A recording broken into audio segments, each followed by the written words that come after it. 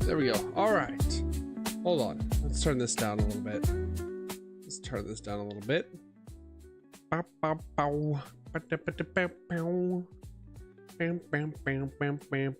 we go. Even better. All right. All right. Hey, we're back. We're back. Boop. There we go. Good meowing, guys, gals, MBs, and YouTube catters. Welcome to tonight's stream. We're back. We're back, sort of, kind of, a little bit. We need to get back on the stream schedule. We need to get back on track for streaming. But oh, it's been a weekend. It has certainly been a weekend. Certainly been 2 days of the week. I guess first and foremost, apologies for not streaming. I was supposed to stream not last night. I wanted to stream last night, but I was just so exhausted. Like, my sleep schedule got messed up before regionals. But I guess as the title, as the stream description, as the video description says, I went to regionals, went to my first Yu-Gi-Oh regionals yesterday morning. Well, I guess just yesterday all day, because let's see, I woke up at like 5 a.m. unfortunately, just because I messed up sleep schedule, but ended up leaving for regionals at like 7:15, 7:20, and then getting there about 8:05. A couple hours before, about an hour and a half before they actually like started the tournament officially. So I wanted to give myself plenty of time because I wasn't settled on my deck list. I wanted to like make sure I got there on time, wanted to make sure I was able to like buy cards if I needed to, play warm-up matches if I needed to, do all that, and make sure just basically I had like plenty of time that if anything absolutely went wrong, I had time to take care of it and fix it and go forward and not freak out. But that being said, I was there from like 8:05, 8:10 ish to all the way to like 6:30 in the evening, 6:30 in the afternoon. Yo, like, come on, what's going on? How are you? Give me yawning. 6:30, 7 o'clock in the evening, so a solid like 11 hours of playing Yu-Gi-Oh, of being at the Yu-Gi-Oh tournament and being at regionals. And I mean, it was a lot of fun. It was a very like roller coaster emotion wise. At first, like, I got there and was like, I really just like, I had no real goals. Yo, what's going on, Tex? How are you? Give me yawning. I had no real goals when I first got there, other than just like, of course, obviously want to do well. If I like somehow top and get a nationals invite or whatever, then cool. So I don't even know if I'm set to go to nationals next year, but so hold on, I gotta start pouring this sake in front of me before I start yapping too much. It's gonna be also a drinking stream a bit, because I did not get to drink yesterday. Like, the plan was, it was me and a lot of like basically everyone from my card shop all went and competed in this as well. So the plan was like, we go, if we do well, awesome. If we like go X3, then we're all just gonna go go drink afterwards, and like just have a good time where the regionals is located, and just go day drink, go get mimosas, go get dollaritas at Applebee's or Chili's or whatever was open, and just go get hammered. And then if we had enough time, we were going to all go get alcohol and then go to our locals that was later that night at 7 and just be just absolutely hammered and just have a big drinking locals and just have fun that way. Problem is with that is I and like one other person was like doing really well, and I was actually the last remaining player from my local store, or like from my group of like locals players that like had a chance of topping and like getting the nationals invite. So how it works, if you haven't been to a regionals before or anything like that, it's like you don't have to qualify to enter or anything like that. It's $25. You get like 5 packs or whatever, 4 packs of whatever set is the set. So this is technically the Duelist Advanced regionals, because the last set was Duelist Advance, or the last core set was Duelist Advance, so it was called the Duelist Advance regionals. And so like you pay like your $25, you submit your deck list when you get signed up, and they give you like 4 packs of Duelist Advance, stuff like that, just for signing up. It was a 500, I don't know the exact, I think it was like 538. It was like somewhere around 500 approximately players signed up to play. And I got 54th, unfortunately. It literally came down to the last round, where had I won the last round, I would have most likely got top 32. It was 500 players cut down to top 32 after 9 rounds of Yu-Gi-Oh! And then after the 9 rounds, it cuts to top 32, and then you play top 32, top 16, top 8, top 4, and then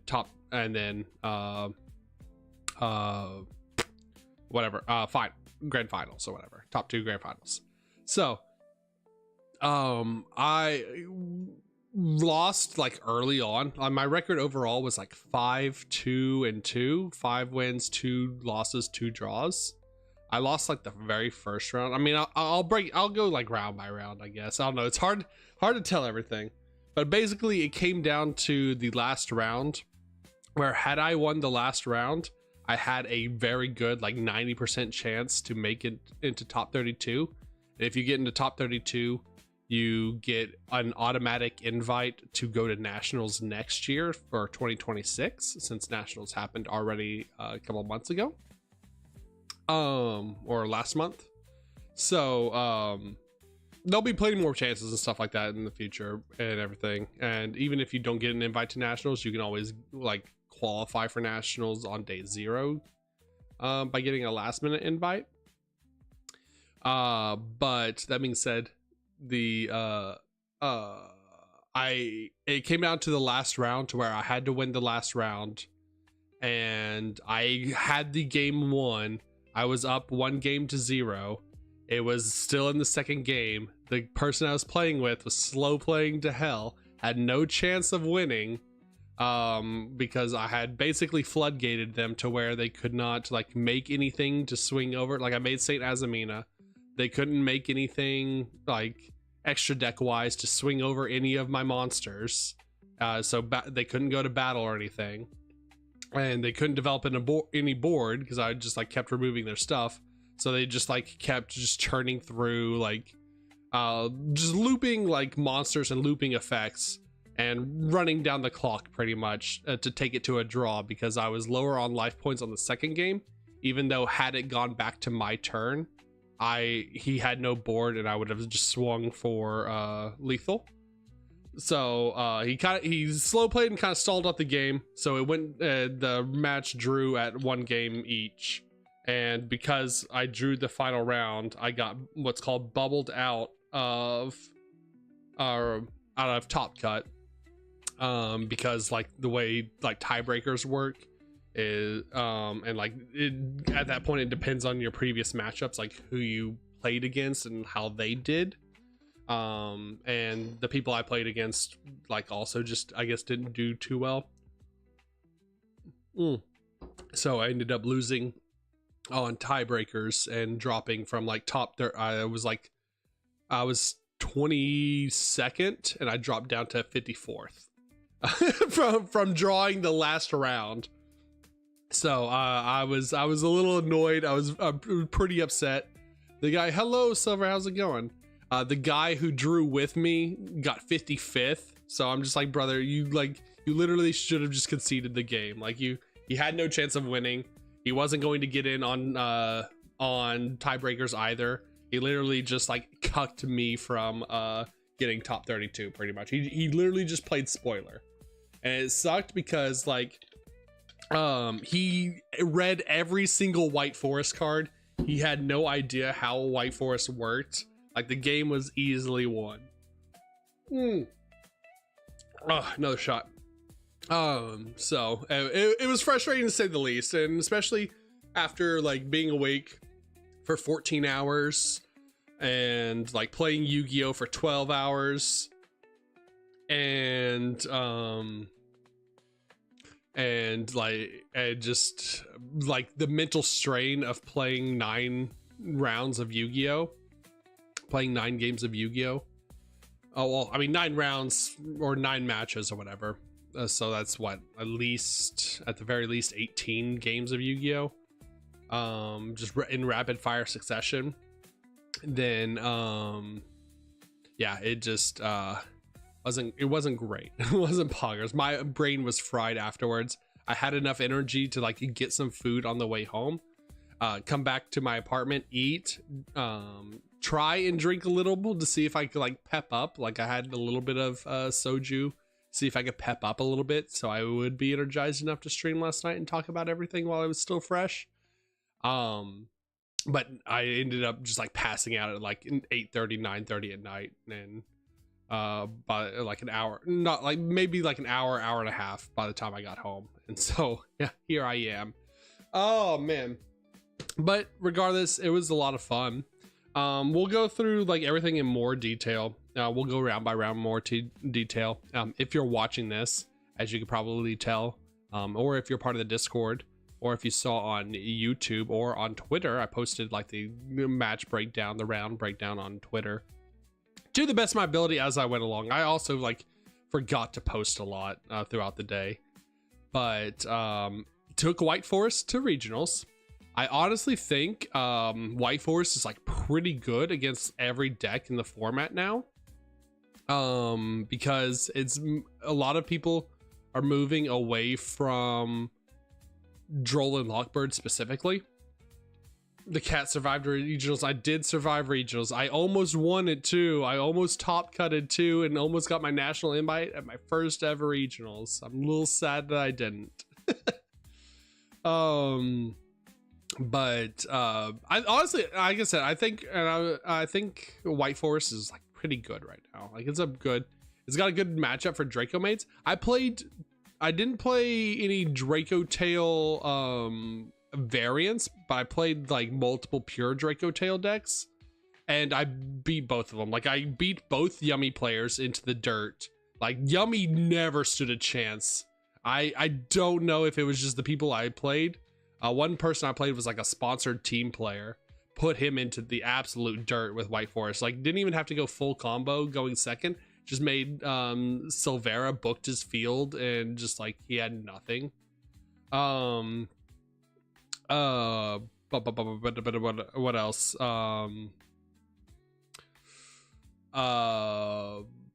Yeah, put Yummy into the dirt, I won one game against Draco Tail. The other Draco Tail game that I played was a draw. And the only reason I drew against that Draco Tail player is because it was the first time I played against Draco Tail, and I misheard him on how the effect of, was it Ketu Draco Tail, the Rhoda, worked. I thought the way he worded it, I thought he said that it added that it rotated and added a Draco Tail monster, and then it added a polymerization to hand. Not that it added a Draco Tail monster and then he polyed, like he gets the fusion summon from it. So like I would have negated it because I had Ilya Sylvia on board, but I was like, oh, you're just adding a monster and a polymerization. I'll just negate the fucking polymerization when with the Ilya Sylvia. And then he starts fusioning from hand. I'm like, wait, wait a minute, hold on. Any K9? Yeah, I played against one K9 Vanquish Soul deck and beat them pretty handedly. So we'll go through all of the matchups and everything. I'll just go round by round real fast. I have to grab my journal basically as I go through it, so I can like try and remember to the best of my ability. So like I tried to write down notes for each match, and how like the matches went. So I'll grab that real fast. There we go. All right, so the first round, let me grab my little notes, put on my little glasses. The first round I went against Orcus Mitsurugi Azamina, just 60 card combo deck, just all dark creatures.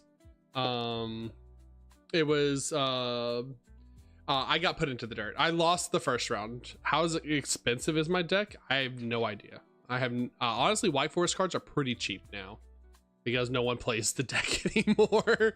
Like someone told me like Stellars are like $3 now, and I was like, that's crazy. I remember when they were like a $50 card. Yeah, and they're getting reprints, I'm assuming, too, soon. So pretty sick. So yeah, round one was Orcus Mitsurugi Azamina. I won the die roll, went first, obviously, game one. The opponent opened game one, and I shit you not, I'm not lying to you. They opened in Perulia. I called by, and I opened called by, so obviously I called by the Perulia because that's like the worst Molcharmi against us. Then he proceeded to open Ash Blossom, Ghost Ogre for my Deception, Infinite Impermanence, and then his fifth card, his final card, as I still played through all three of those, was Fualos. Before I was able to start synchro summoning. So with the Fualos, I gave him 2 draws because at that point, like, I was out of gas too. So like all I ended on was like a Diabell. With those 2 draws, he drew into 1 card starter for Orcus, and just like rolled me. And I was just like, all right, sure. Like if I'm gonna get like hosed like that, it's gotta happen on the first round at least. Like at least it happened on the first round. I later learned from buddies of mine from the card shop that are also there that the person I played the first round is also like a super well-known competitive player, like get always multiple tops, even played like White Forest in the past when it first came out. Has topped nationals. So like I didn't feel too bad. And then game 2, I was super nervous. I went first again. I forgot what happened. I know he interacted with me, but oh yeah, I go Sylvie. Oh, what? Yeah. Oh yeah. I go normal summon Sylvie. He Ash Blossoms that. I'm like, okay, fine. I have Azamina LZ in hand. Go effective Azamina LZ, and he Dominus Impulsed it. And I was just like, well, I've got no other plays. Yay. And I think the last 2 cards in my hand were Curse of Diabell and Philia Diabell. So, or no, Curse of Diabell and Wanted. And so I go Wanted, and I was like just nervous and like shaking at that point that I was gonna lose the first round. And I grabbed the wrong Diabell off of Philia, and ended up and fucked up the little line to get out both Diabell and Diabell Star to have like some sort of interaction. So basically just passed on Sylvie on board and just like died to Mitsurugi combo. So that was like fun for the first round. At least like the first round I got all of my jitters out. I got all of my nervousness out because I was like, okay, well, now I'm in like the bottom-ish bracket or whatever. So the people I'm gonna play against are like I just need to like play well and win out, and just like I'm not gonna be playing like, I'm not gonna be at like table 8 or anything like that. I mean, playing like the top decks in the format. So that was fine. Round 2, another shot of soju. Cheers, chat. Ah, tasty. Thank you for the pets. Thank you for the pets. Blah, blah, blah, blah. Round 2, I go against what was it actually? Yeah. Oh, it was Draco Tail. Round 2 was my first Draco Tail match, and that was the one that I played against the person I played against. Game 1, I won the die roll. Game 1, I go full combo. Hey, thanks. And he Butler M, thank you for the follow. Welcome in. Give me outing, give me outing. Game 1, I go full combo, but I had a lot of awkward hands throughout the day where I had to like go field spell the White Force field spell first. If you don't know the White Force field spell, it locks you out of special summoning dark monsters from your extra deck if you have to use it, so you don't get to go into your Azamina monsters, which going into the Azamina monsters are kind of important to setting up like a really good board or like playing through a lot of hand traps, because you get to make the like Omni Negate and the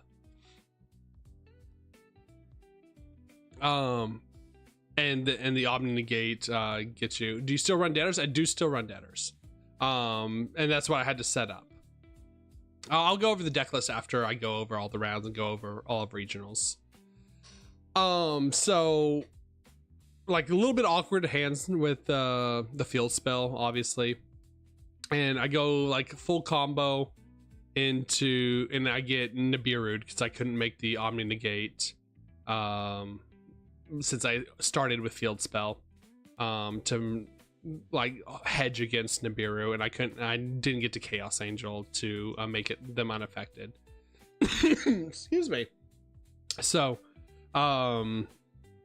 lost game 1. Game 2, I go first again. Go full combo this time with the Azamina monsters, like with Illa Sylvia and everything. He tries to play through it, and like if White Force just gets to go full combo, then like the board you make is pretty unbreakable. The amount of interactions you have is pretty unbreakable. But so we go to game 3. There's like 15 minutes left on the clock, something like that, and he goes first. I Molcharmy Fualos him in draw phase, since I knew he was on Draco Tail at that point, so he didn't want to like fuse from hand or anything like that. And then I Perulia him as well, so like I drew one off of his like normal summon. He grabbed 5 Mina so he could fuse during my turn, and that was pretty much it. And set one of the 2 back rows. No, I think he gave me a draw off of Fualos because he made the like base fusion for Draco Tail. The give me 1 second. I'll pull Draco Tail. What is it called? He made the Arthalion or whatever, just to like be able to set any back row. So didn't care about that. Yeah, didn't like, he didn't go full combo or anything like that. So pretty open board state, pretty sick.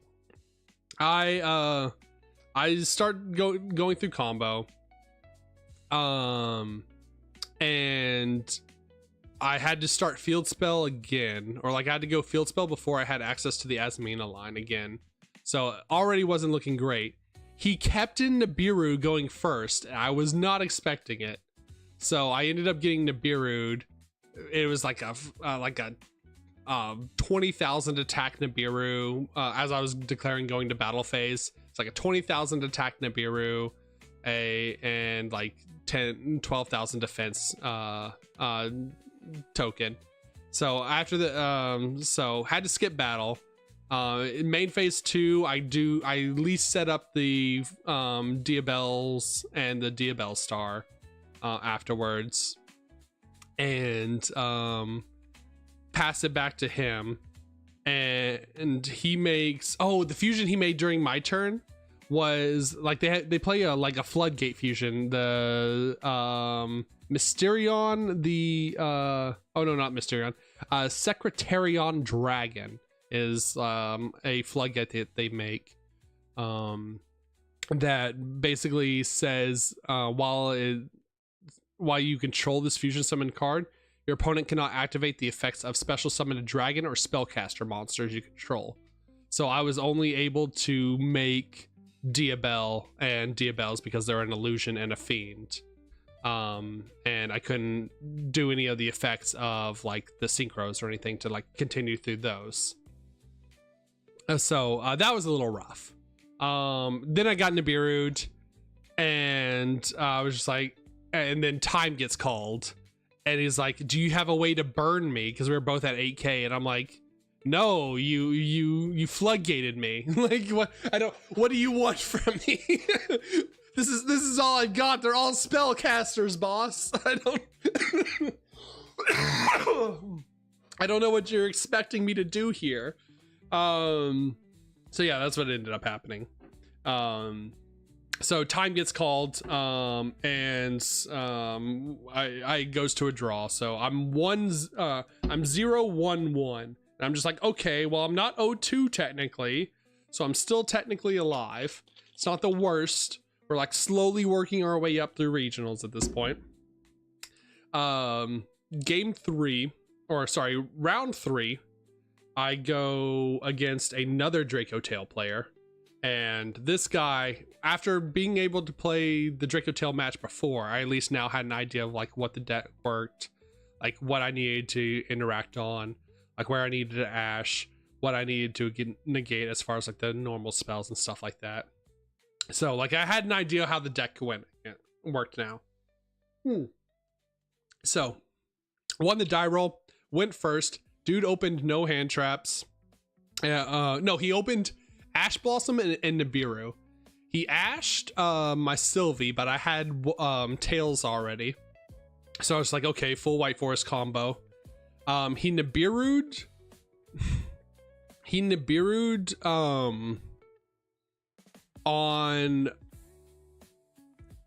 immediately on Fifth Summon before like I even got to like the Azamina stuff. So I was just like, all right, that's fine. Still continued playing, set up both Diabells and the Illa Sylvia. So I had the Omni negate, I had the pop and the synchro to book, and I had Woes set. So like he just like looks at his hand going second, and he's just like, yeah, we'll go next game. So I didn't know what he was on. It was only until game 2 that I knew that he was on Draco Tail, and he made me go first again, which I was just like, okay, sure, that's sick. I don't know why I had multiple times yesterday, people had me go first, like made me go first after they already knew I was on White Forest. And I'm just like, man, you don't know what this deck does, do you? Like you have no clue the board that this deck can make. So he's like, okay, you go first. I was like, all right, sick. Like he was trying to catch me in like siding out for going second. But the good thing about White Forest, at least, is the cards we side in going second, they're useless, if we don't need them, we just pitch them for cost for the monsters. Or we pitch, like if we open a Mulcharmy and we don't need it, we just tribute it with Deception, or tribute it for we send it for Diabell Star. So like even breaking on going second cards or opening going second cards is not a problem. And that's what happened, is like I opened Perulia, Dark Ruler no more, Elzette, Sylvie, and Wanted. And so like so like went full, and he goes, okay, I didn't open any hand traps, just go, like, do your thing, I'm not gonna stop you. And I was just like, okay, that's the best news I heard all day. So got to Master Duel combo on him, set up full board, set up Saint Azamina, because I didn't know what he was on. So I was just like, okay, I'm just gonna make the most floodgate I can make. Set up Saint Azamina, Had Illa Sylvia, Moa Regina, Diabelle, and Diabelle Star, or Diabelle the Synchro, Illa Sylvia, no Moa Regina. No, yeah, Moa Regina was there. Sorry. So it was Saint Azamina in the extra monster zone. Diabelle Star Vengeance, Diabelle's the White Witch, and Illa Sylvia. So full White Force board, like unbreakable. So he starts like he's like, okay, well, I don't even know if I want to try against this, and I still don't even know his deck at this point. Had I known he was Draco Tail, I wouldn't have made Saint Azamina. I would have just made Moa Regina. So he tries to go break through the board. Like, you absolutely just can't with White Force, unfortunately. It's just like easy game 2. He was a super nice guy though.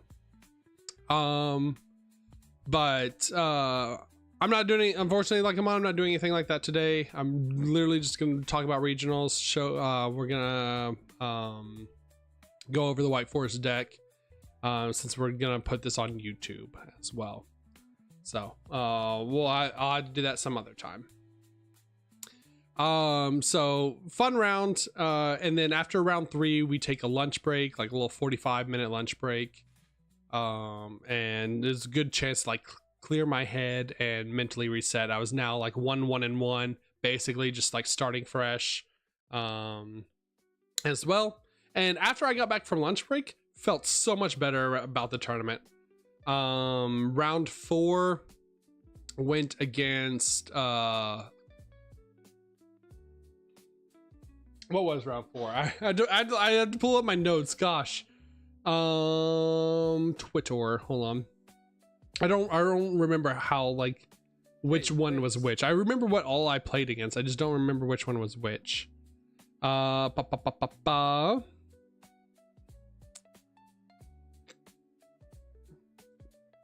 round 4 when I came back, okay, was Mitsu Ryseal.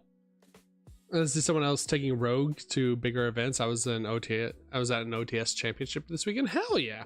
No, I've played, thank you for the follow, I appreciate it as well. Give me outing. I've been playing White Forest for over a year now. Like, I played it when it officially came out, Infinite Forbidden. Play tested it all beforehand, so I knew like exactly what the deck I wanted to build.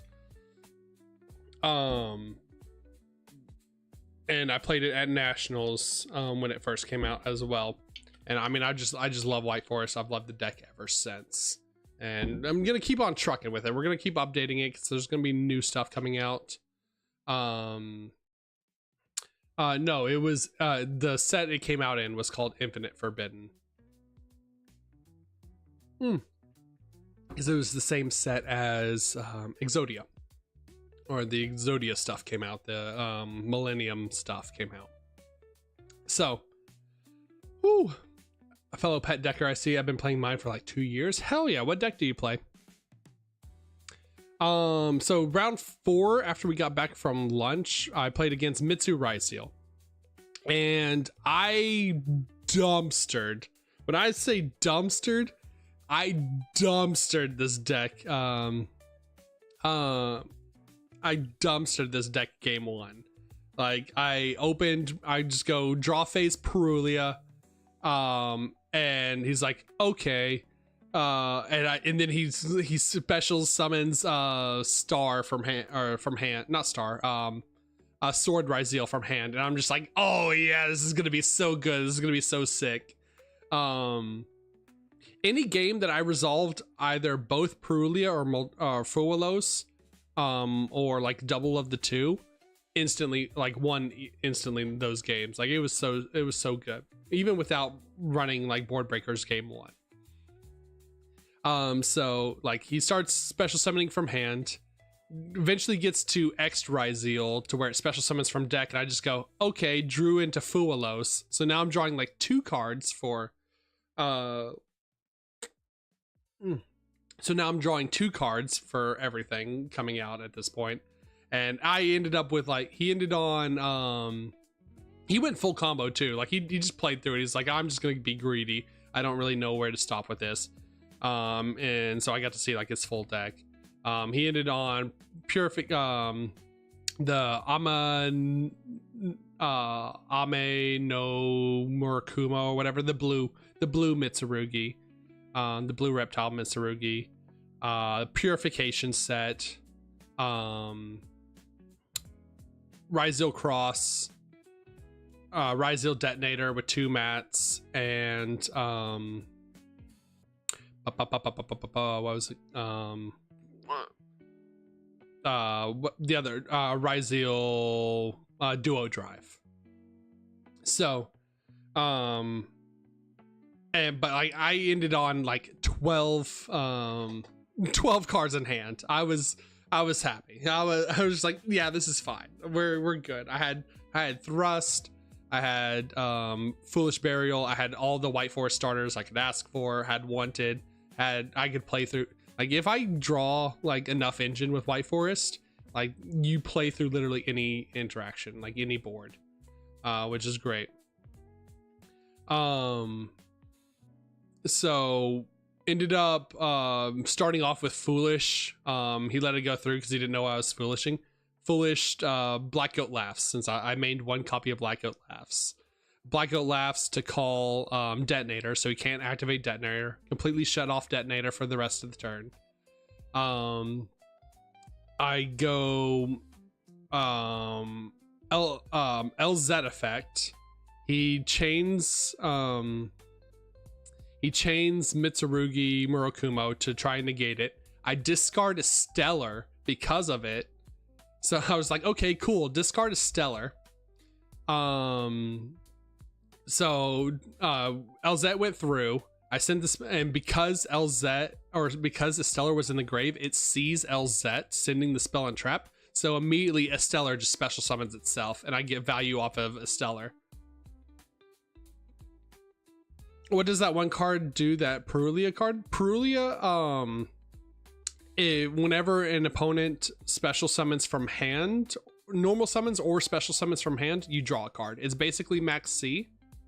If your opponent normal summons or special summons from hand. So all of the Ryzil cards, all special summon from hand. And then they have effects on the field to like either add or special more cards from deck. So basically the gist is I was just drawing cards every time he summoned a monster at that point, because I resolved both of them. So because he activated Murakumo, I go Thrust.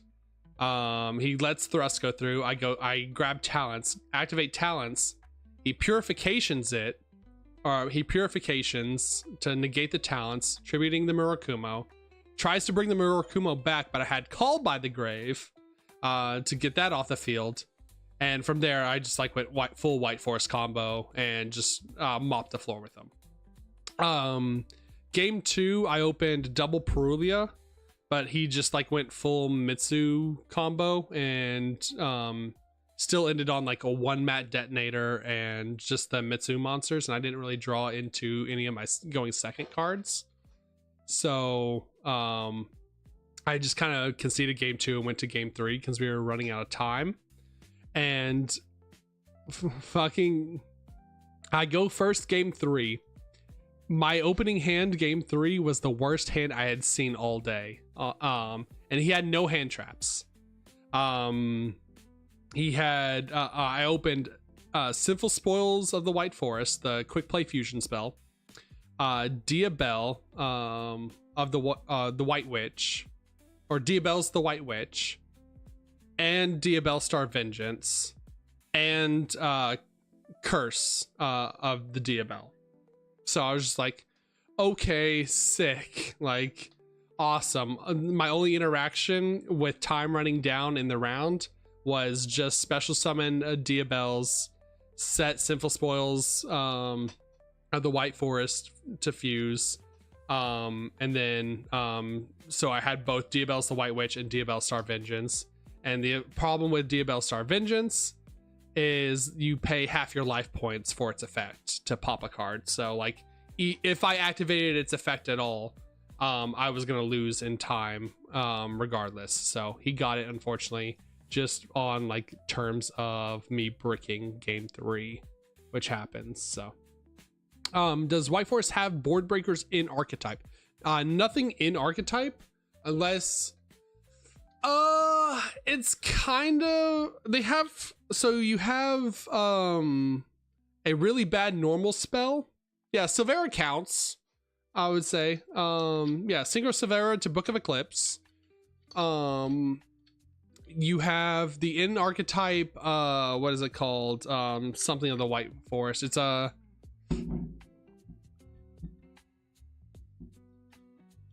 it is it's the one Nobon plays, like it's a bad card. White Forest. Oh, I should like be more specific. Okay,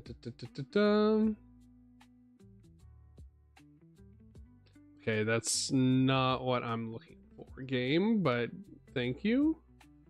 Oh, here we go. Card cluster. That'll just tell me archetype cards. Sweet. Beware the White Forest. That's what it's called. It's a normal spell that if you control a level 6 or higher fusion or spellcaster monster, you can destroy a card. But no one ever uses it. And then you also have like various spells and traps, like in the Sinful Spoils, like Azamina Aphis, where you bounce cards equal to the number of Fiend, Illusion, or Spellcasters in your field and graveyard. You have Book of Moons on spells and traps, but like those are all like all of the good like board breaker White Forest cards are all going first cards, unfortunately. The only other like the two like solid board breakers, or like the two like you can only consider board breaker spells and traps are Beware and Sinful Spoils Subversion Snake Eyes, the one that just puts a monster in the spell trap card zone. What, oh, sorry, Butler, what was that? I have a goat format deck. I love goat format. I do have a lot of fun with older formats too. So we play goat and we play Edison from time to time in Master Duel. Hate most advanced shit. I think advanced is honestly in a good place right now, or at least in like a fun place where like there's a ton of really good decks. It's a wide diverse meta. We're about to get a ban list for like previous top tier decks, so like stuff is going to change very rapidly. But I always recommend advanced. I at least have fun with it. If you were to sell your extra cards, where can I buy that? I do have a TCG player store that I'm opening back up. That reminds me, quick pin note in that. I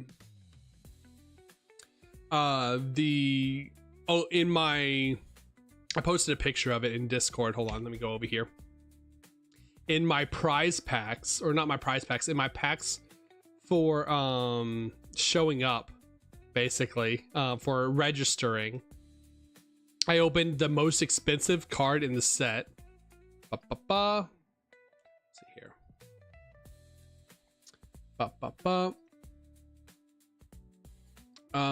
Window capture, where is it? There we go.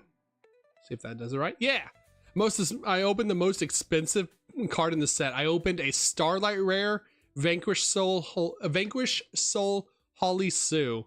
This card alone is $200+ out of my like free prize packs for just signing up. So I paid $25 to go. I paid $25 to get into the tournament, to participate in the tournament, and immediately pulled a $200 card that I'm going that I'm immediately going to sell as soon as humanly possible. So I'm putting this on the TCG player store. So, along with like everything else that I'm not currently using. Oh man. So yeah, this was like I had two solid highlights of the day. This was the first one.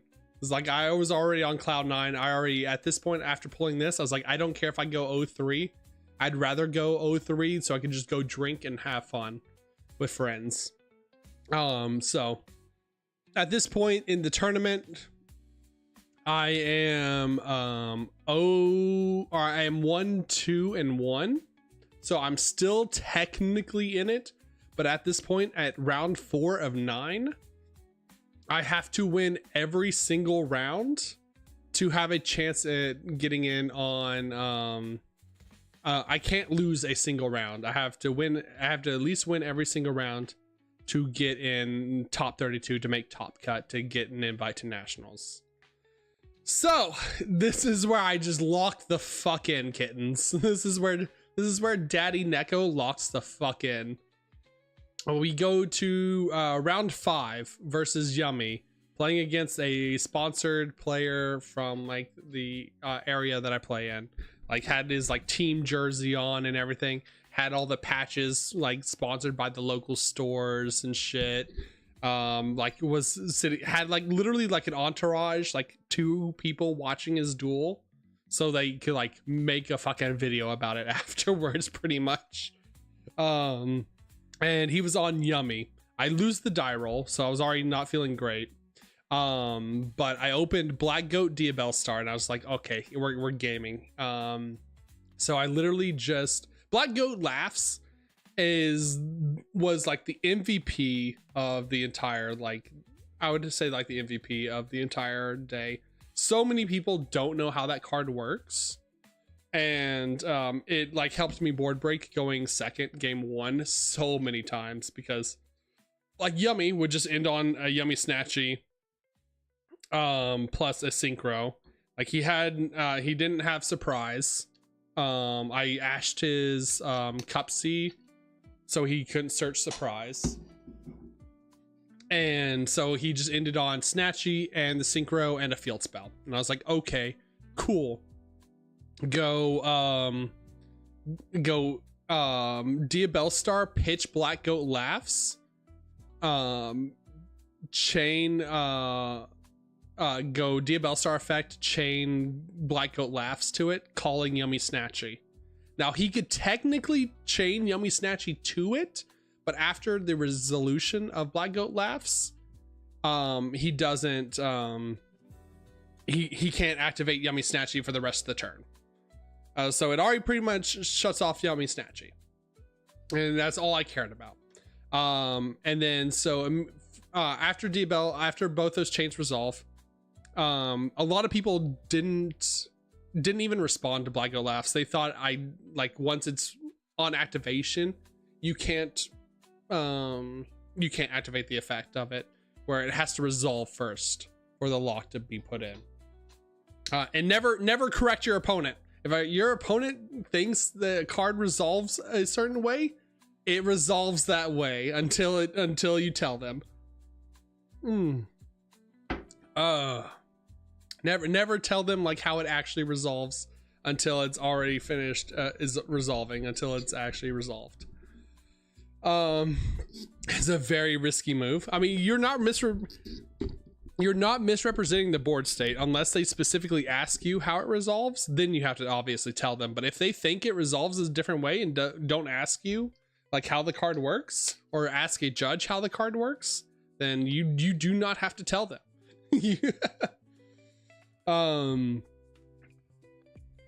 So Black Goat Laughs negates Yummy for the rest of the turn. I correct them anyways because I feel like an asshole for it. If it was locals, absolutely. If I lose this game, I'm out of regionals, then no. I like, it is their job. He picked it up and read the card too. It's not like I was like actively deceiving him. Like I activated Black Goat Laughs, called Yummy Snatchy. He picks up the card, reads it, and goes okay, and lets it resolve. So it is what it is at that point. Like this is the higher level of competition. And like I will give someone a just want to see you play the game, I guess. Yeah. I will, like, if someone messes up and like be like, hey, I searched the wrong thing, can I search this instead, like while still holding their deck? then yeah, I'll be like, yeah, absolutely. Like I'll give a takesy backsy or whatever. I'm not a monster. I'm not evil, but I will, like, if they actively like read a card and believe that it works this way, I'm not going to correct them and be like, no, it actually works. Like, I'm not going to put myself at a disadvantage by telling them how it like works, if that makes sense. So Goat resolves, shuts off Snatchy. First monster I make Silvera, book his last Xyz. He couldn't even chain the Xyz because if he chained the Xyz to the summon, it would just get Book of Eclipse anyways. And so so he just scoops it and goes to game 2. Game 2, he goes full combo again. This time with like he had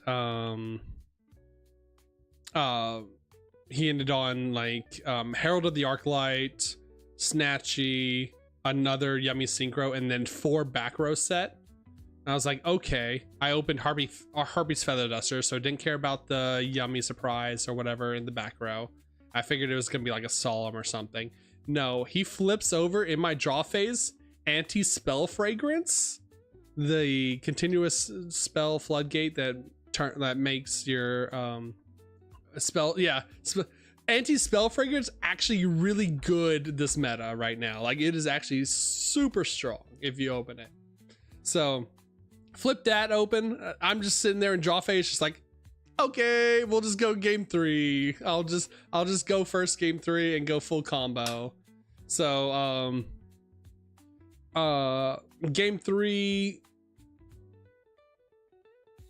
what happened game 3? I have to like pull up my notes again.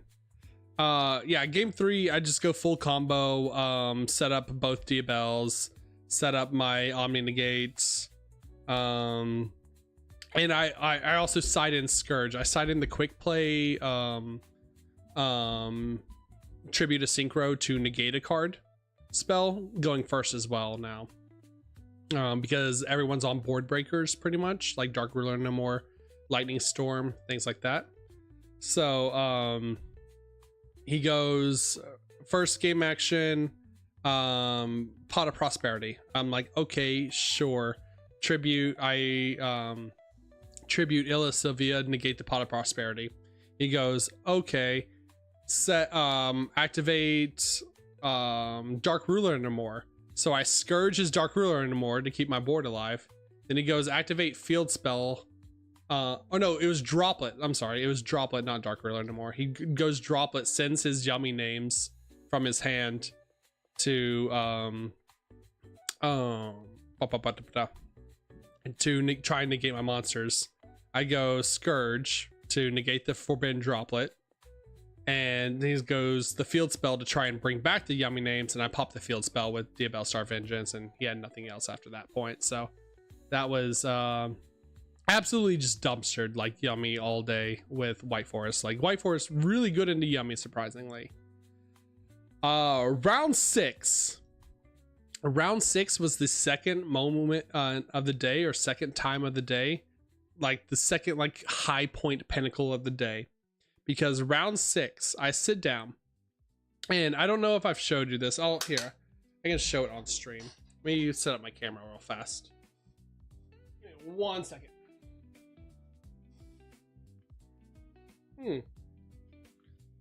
So I don't know if y'all have seen it in my YouTube videos. This camera been on the entire time. Why is it so hot?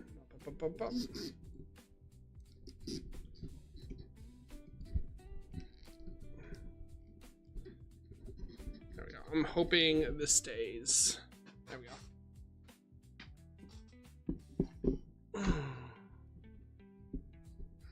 There we go. All right, we'll try this. Let's see if this flips over. This works properly. Hand cam. There we go. Yay. All right. So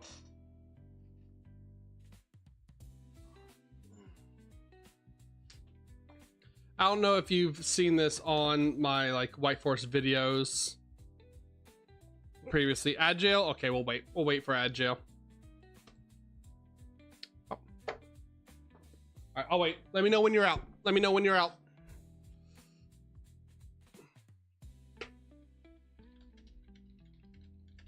We'll wait for Agile. It gives me enough time to restock on soju. Yeah, soju, chat. Yay, soju. We love rice wine in this household, chat. Cheers.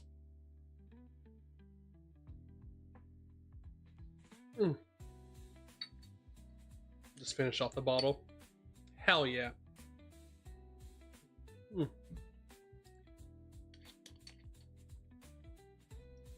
me throw this away out. Now that I think about it.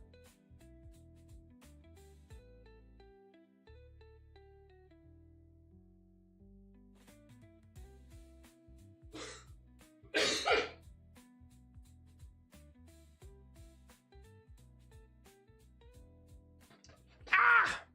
There we go. Hands. Hands.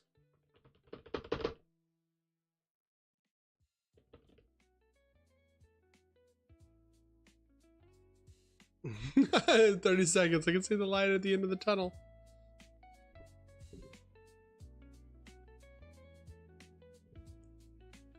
Ba ba ba ba ba ba ba ba ba ba ba ba ba ba ba ba ba.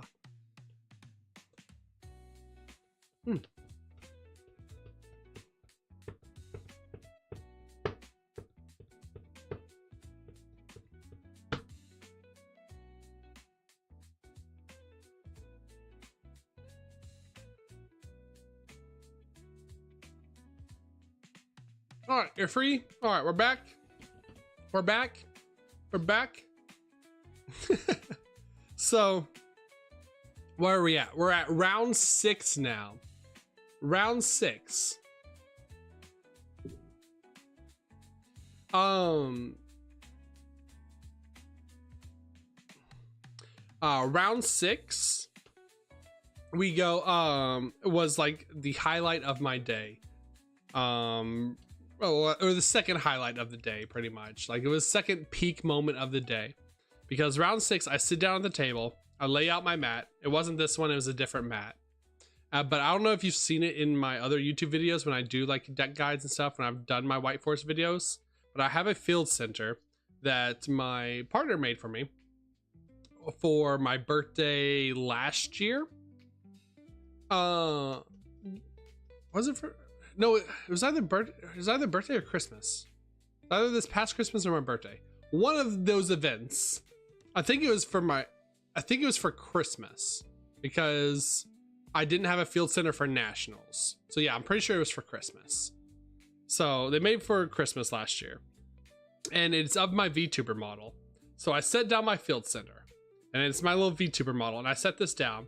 And the guy sitting across from me, my opponent sitting across from me, I shit you not, goes, "Oh, you like VTubers?" And I just look at him with a blank stare on my face, and I'm like, "Yeah, I do like VTubers. How did you know?" And he picks up the field center, and he looks at it, and he goes, "I know this guy. He makes White Force videos. I've watched his videos. They're very good. And let me tell you, chat. Let me tell you, catters, the way my heart fluttered, like it felt like my high school crush, like, proposed to me, or like confessed their feelings to me. I was so elated, like the smile on my face that I had to try and hide to the best of my ability. Immediately blushing. And I was just like, oh my god, I ascended my heart. I was like, I don't care what happens this round. Like, that just made my day. That was the sickest. So I'm just like, yeah, I love watching his videos. Like, I didn't want to immediately dox myself. So yeah, I was like, yeah, I love watching his videos too, and I didn't also want to give away what deck I was playing, obviously. So we get to playing. He's on K9 Vanquish Soul. Game one, he wins the die roll, goes first game one. I open no interaction. So like he makes full board. I just see what he makes, so I know like his lines pretty much, and I instantly scoop without showing my deck and go to game two.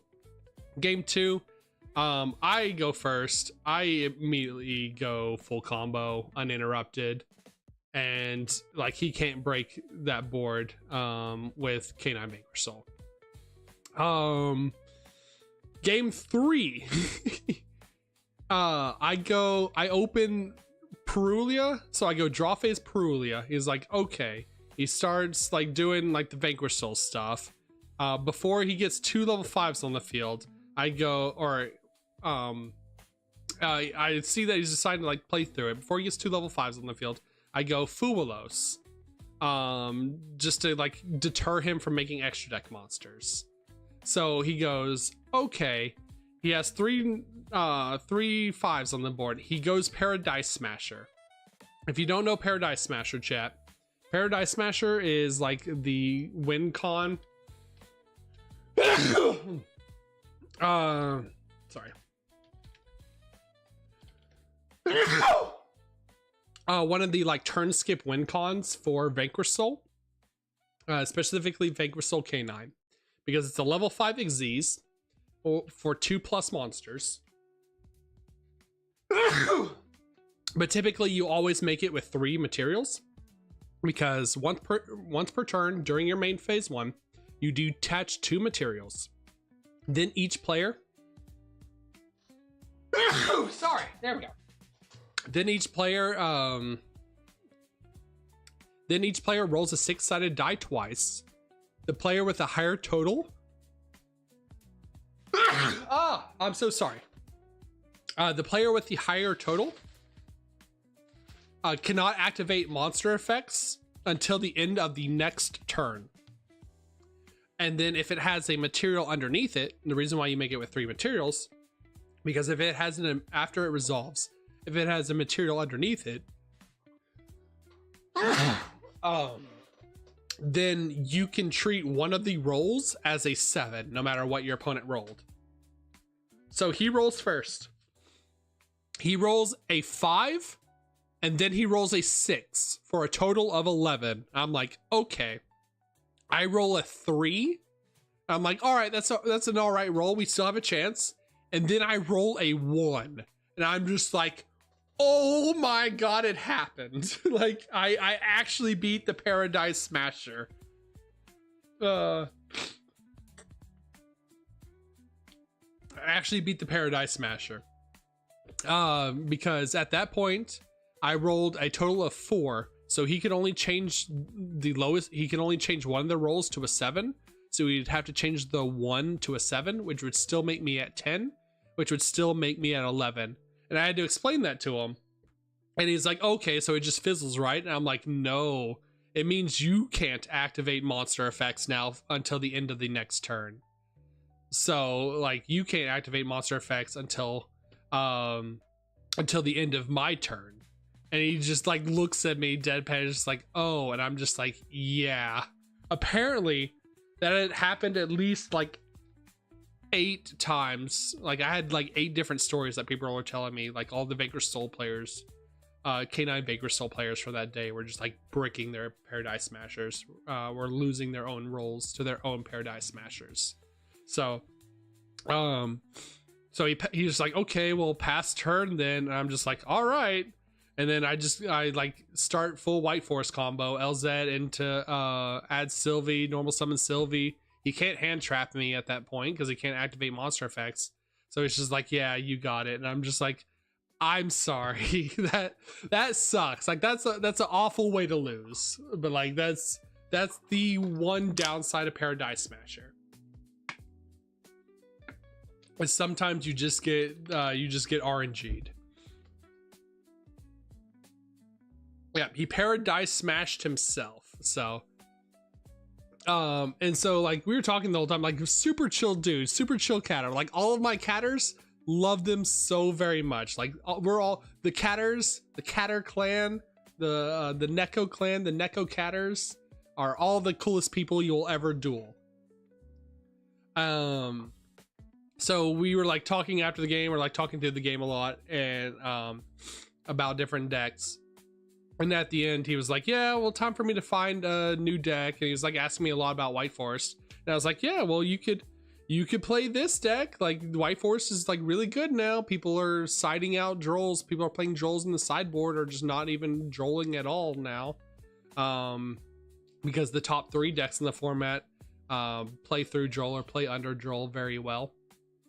And I let it slip. I go, yeah, this is like, I forgot how we got on the topic, and I was just like, yeah, this is my first regionals, because like people in my chat were telling me that I should play, like I should compete in it, I should give it a shot and just like play higher competition. And he goes, "Oh, you stream, you make content or whatever, you make Yu-Gi-Oh content?" And I look at my field center and I go, "Yeah," and I point to my field center and I'm just like, "That's me." And his eyes just go wide. He's like, "Oh my god, I hear it in the voice now." And I'm just like, "Yeah." So at that point, we talked about White Forest, talked about the new support coming out for White Forest. Like, I'm super excited for the new stuff coming out in the like Dark Magician deck to pair with White Forest. They got beat by the White Forest Kato, the White Forest Neko, the White Forest Vtuber. True. Doesn't Yummy have a small Droll issue if they start with Cupsy? No. I mean, it really depends on what their opening hand is, because they can literally just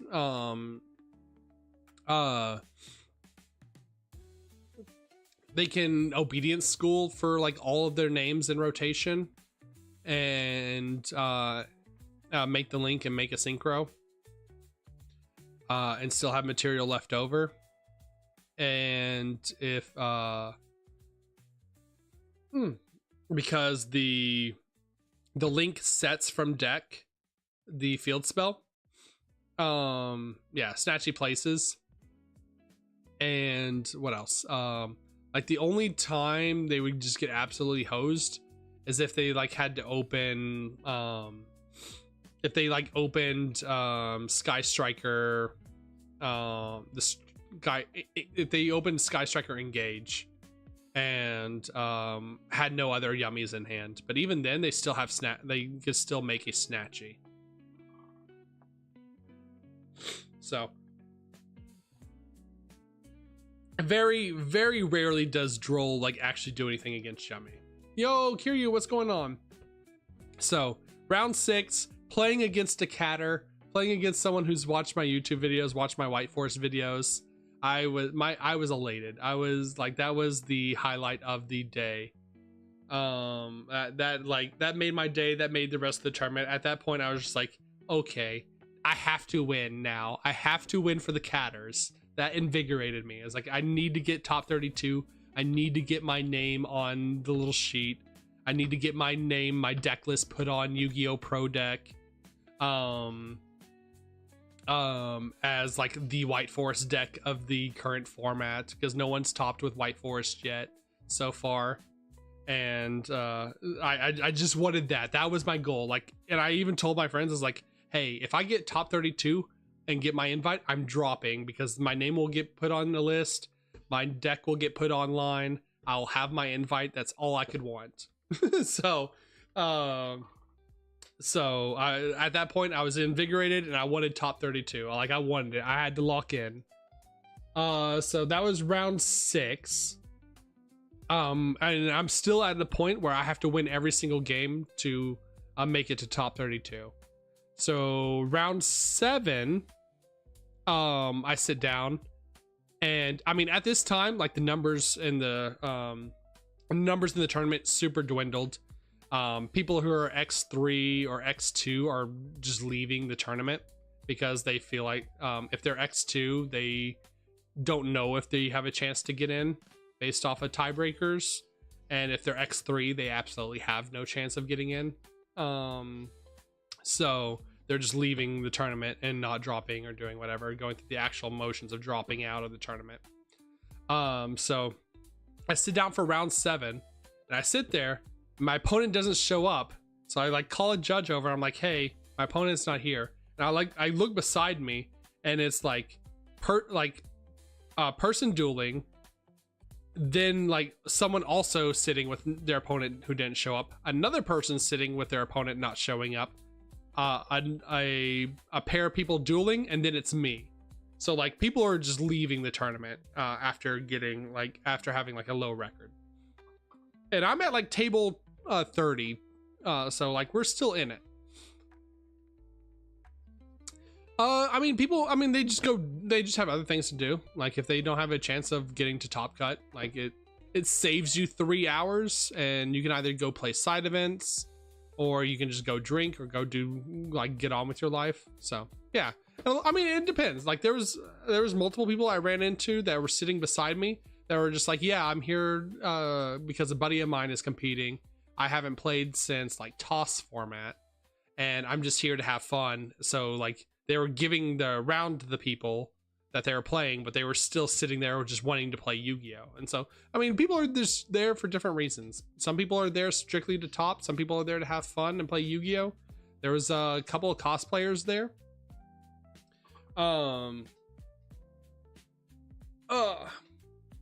So it is what it is.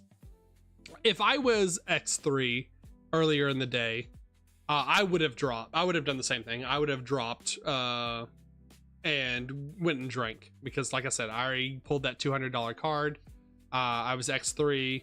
I'd rather like go have fun and hang out with friends and like go drink and just have a good time than like spend hours dueling at that point.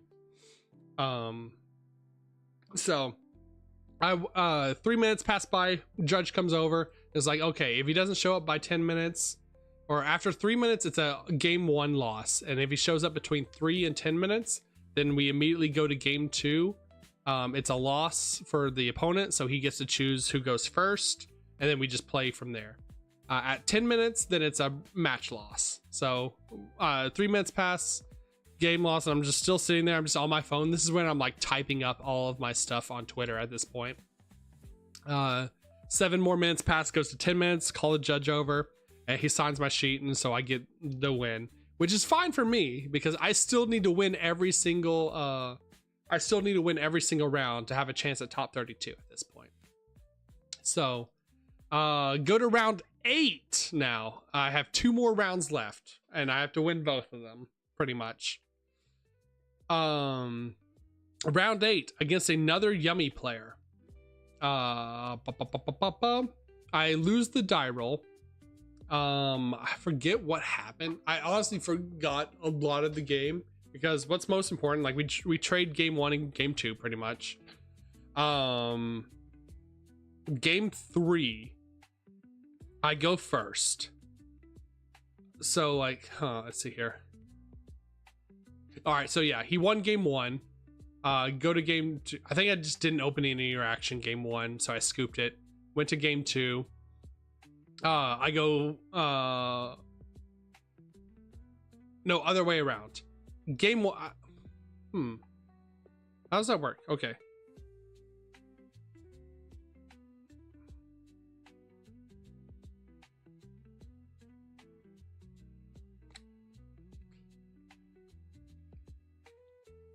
I'm thinking, sorry. Okay, so I went first game 1. Go full combo, he scoops. Go to game 2, he goes full combo. I didn't really open any interaction. I didn't roll. Go to game 3. I honestly don't remember this match, because the only thing that mattered was game 3. We're running low on time. He goes, I go full combo, going first. He Dark Ruler no mores me to start his turn, and I did not go Scourge in my line because I didn't open enough monsters to be able to search Scourge. So I was just like, okay, sure. Like I should have set Scourge. That's on me. So he's going full Yummy combo. But the good thing about Dark Ruler no more is I take no battle damage for the turn, so I'm still at least alive. He makes his board of like 3 of the main deck names, Yummy Snatchy, and 2 synchros. And just like swings over all my board because of the field spell, pumps them to like make them like 4,000 attack monsters. But I'm taking no battle damage because of Dark Ruler no more, obviously. So it goes back to my turn. I have LZ in hand. I have a spell. I have combo. What I didn't realize is that Yummy Snatchy has to pay 100 life points to chain to synchro. So the whole time I was worried about Yummy Snatchy effect. And like synchroing off during my turn and like interacting with me. And I didn't realize that his only interaction it was just Yummy Surprise, and that was it. So it's in main phase. Time gets called in my main phase, and I'm literally the last duel going on in the round. All the, like, if you're the last duel, like pretty much every judge in the arena or like in the area just comes and sits at your table or stands around y'all to like make sure everything's going okay and like make sure the game is resolved properly. So like with all of them standing around me, my hands are like literally shaking holding my cards because I have a line, and the judges and my opponent are asking me the whole time, it's like, do you have a way to burn for game? And I'm just like, yes, I do, but it depends on your interaction. So like I'm having to like do things in like certain sequences and certain orders based off its interaction, because I was like worried about surprise, obviously, but like the whole time I was worried about Yummy Snatchy more than anything. But again, I didn't know the effect of Yummy Snatchy where he had to pay you 100 life. So if he paid the 100 life, he would just lose instantly. So I had Debtors in Grave with Saint Azamina. So I start my combo back again. Make my Diabell. Oops, sorry. There we go. Make my Diabell. Let me see if I can zoom in this shit a little bit. Take your video. I'll zoom into like a 120 angle is pretty good. Let's do 120. Make my Diabell, give back my Hollowed Azamina. I have Deception set on the field. I flip over Deception, and I banish Debtors, get back Saint Azamina from my graveyard, since it's untargetable. I was like, that's the safest choice if he had any interaction. So Saint Azamina is on the field from banishing Debtors, and I go Hollowed Azamina. Like at the end of my line, I go Hollowed Azamina to summon where is it? Where's my Hollowed Azamina?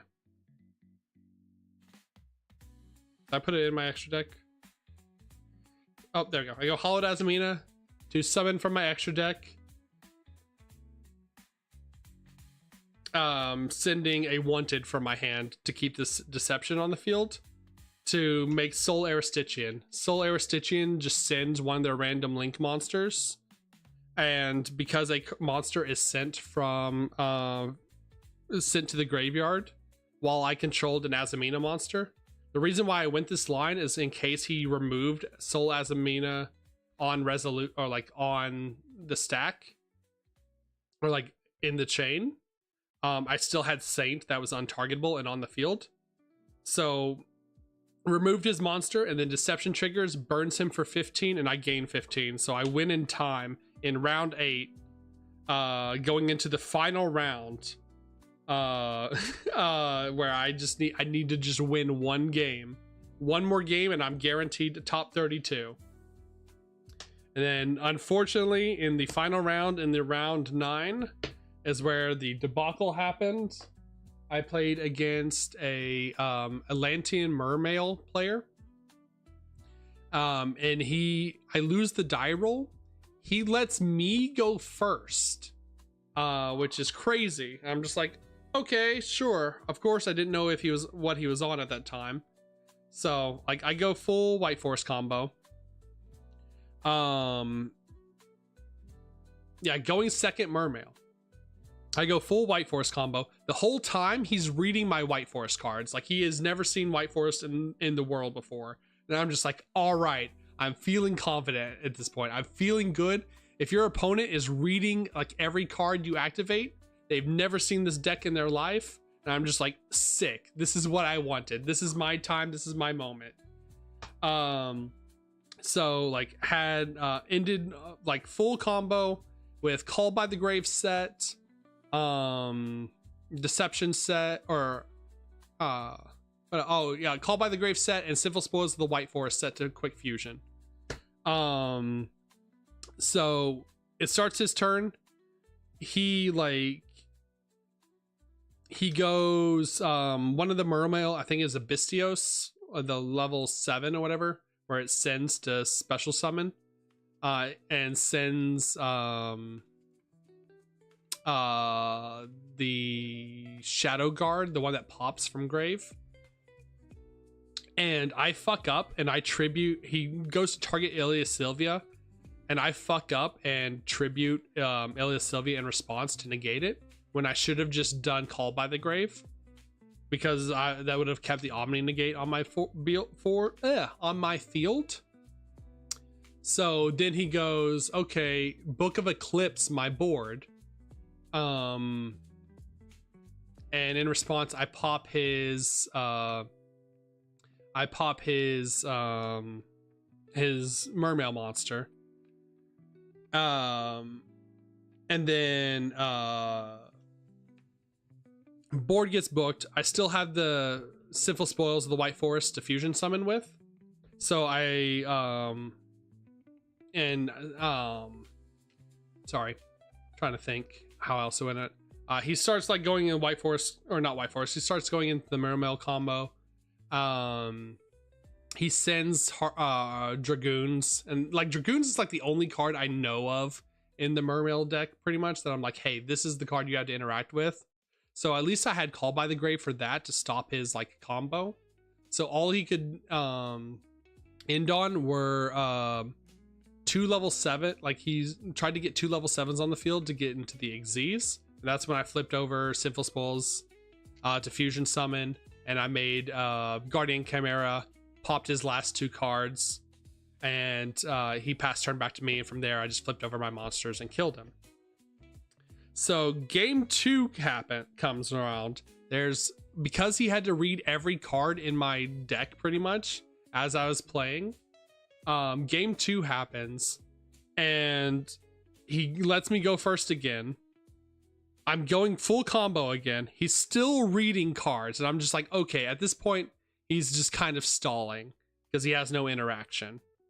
So I go full White Forest combo again.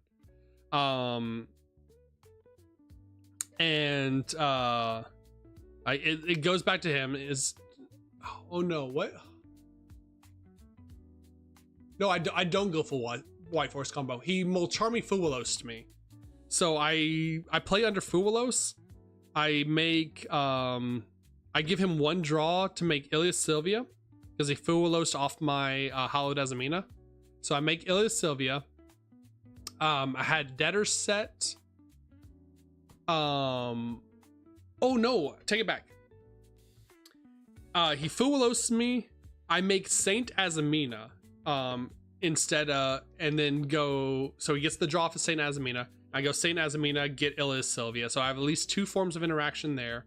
And then I just do the Philia Diabell combo.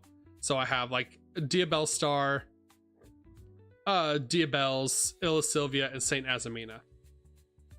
So reason why I made Saint Azamina is because like all of the Mermail stuff targets in the graveyard to like recycle their cards.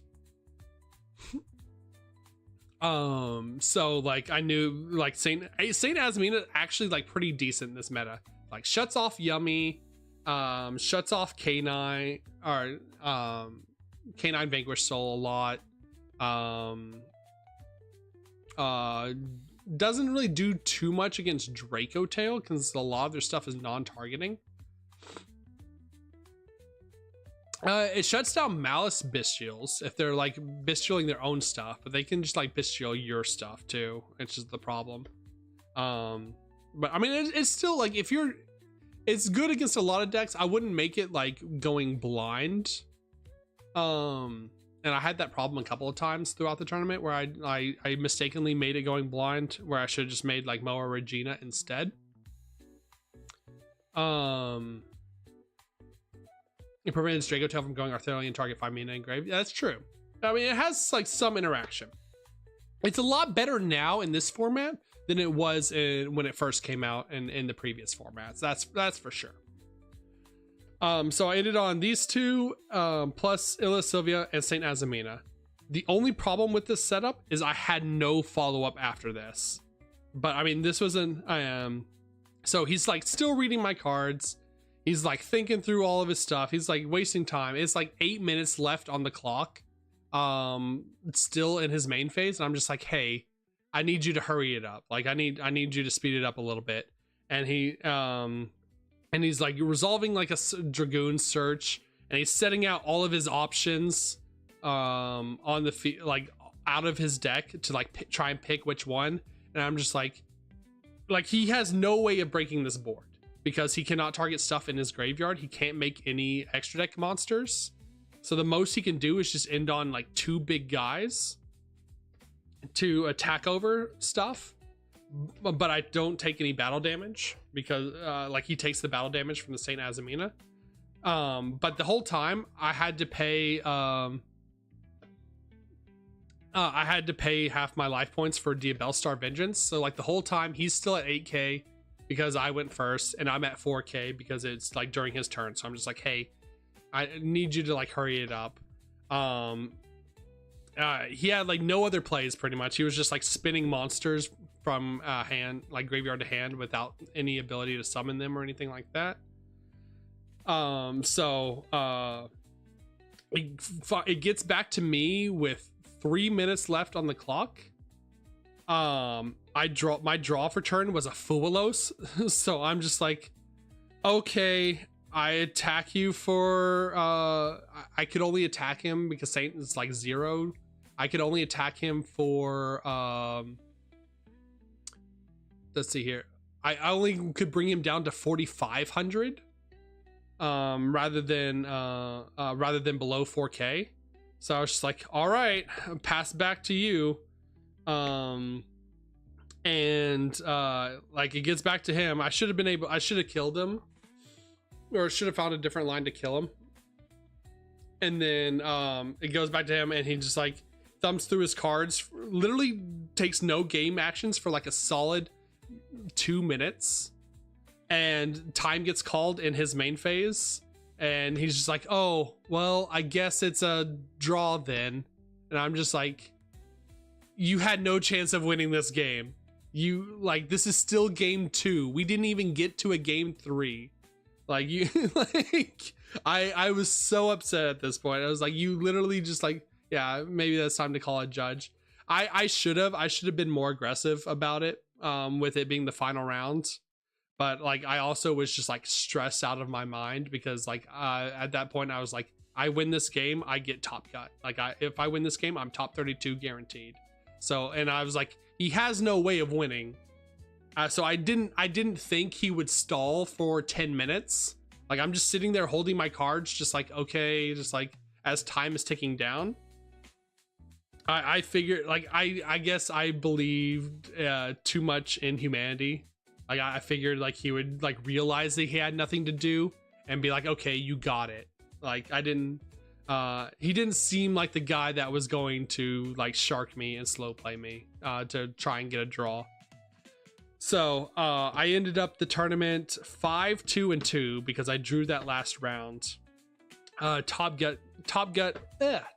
cut is 32, top 32, and because of that draw, I dropped from 22nd place to 54th place because of that one draw, and I was just so upset after that. Like I was so tilted.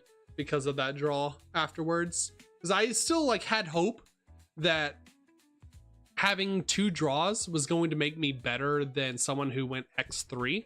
It turns out that was not the case. Turns out the draw was much worse. And then the person who I drew against in the last round, I got 54th, he got 55th. So I'm just like, cool, buddy. Like you screwed both of us when you had no chance of winning. So like I was very salty after that. I was very salty after like he didn't even have a chance of getting in top cut. He literally just like sharked both of us out of it. So yeah, there's always next time. I didn't even go into the tournament expecting to get top 32. Like I said, it wasn't until after I met that catter in round 6 that I was like, okay, I've got to win now. Like I gotta be the White Forest cat. I gotta be the White Forest Neko. So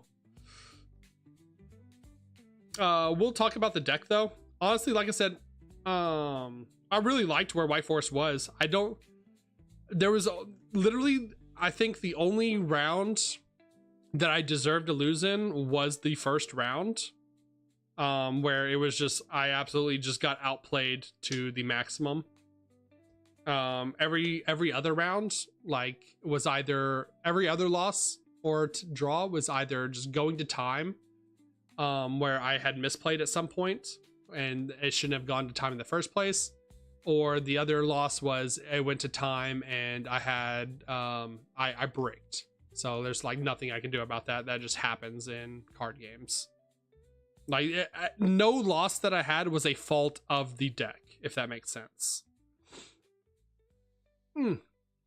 So let me get this sorted real fast. And I will go over the entire deck list. There are going to be probably some changes that I want to test going forward in the future as well.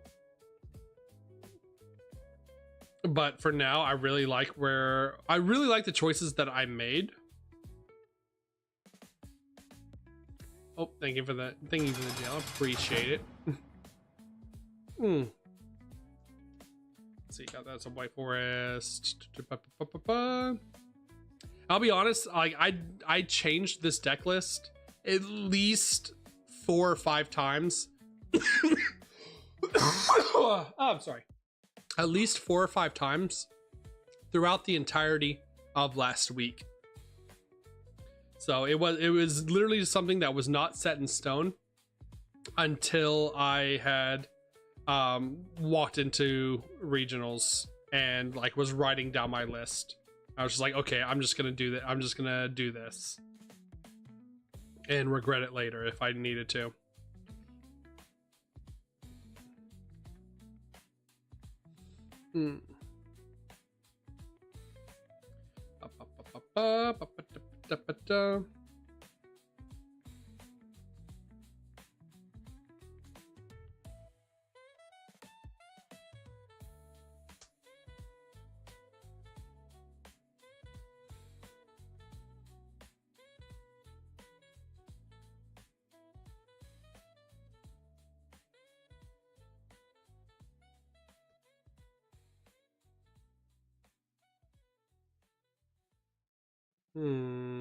Nope, there we go.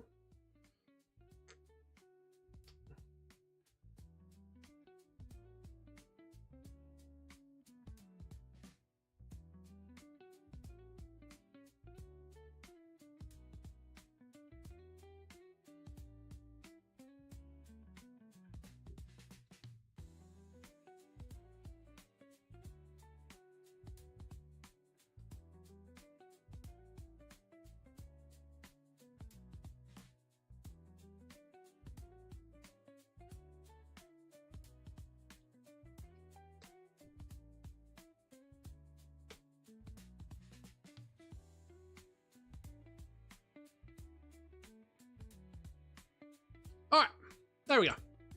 I gotta sleep. Oh, have a good sleep. Appreciate you hanging out. Welcome in. Appreciate it. How's the TCG format treating you? I think, like, all right. So breakdown of the format. I think this is one of the more diverse formats currently out right now. Like, yeah, you have three archetypes of Draco Tail,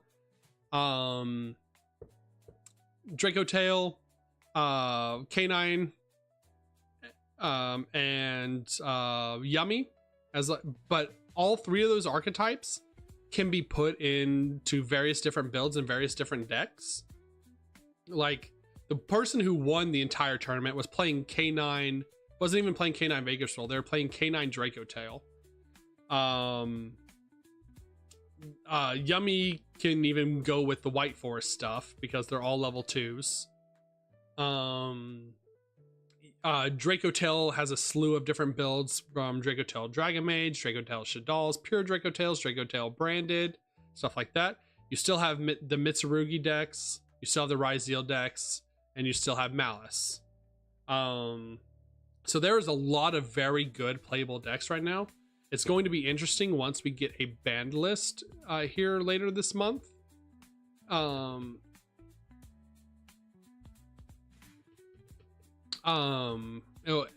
really depends on, we'll see what we get as a ban list later on this month of like what of the older decks, like what of Mitsurugi. I figure Mitsurugi, maybe Ryzeal and Malice get hit in some way, but it's a very good format right now, considering Shaddol, Albaz, Draco Tail. I'll just wait for Master Duel.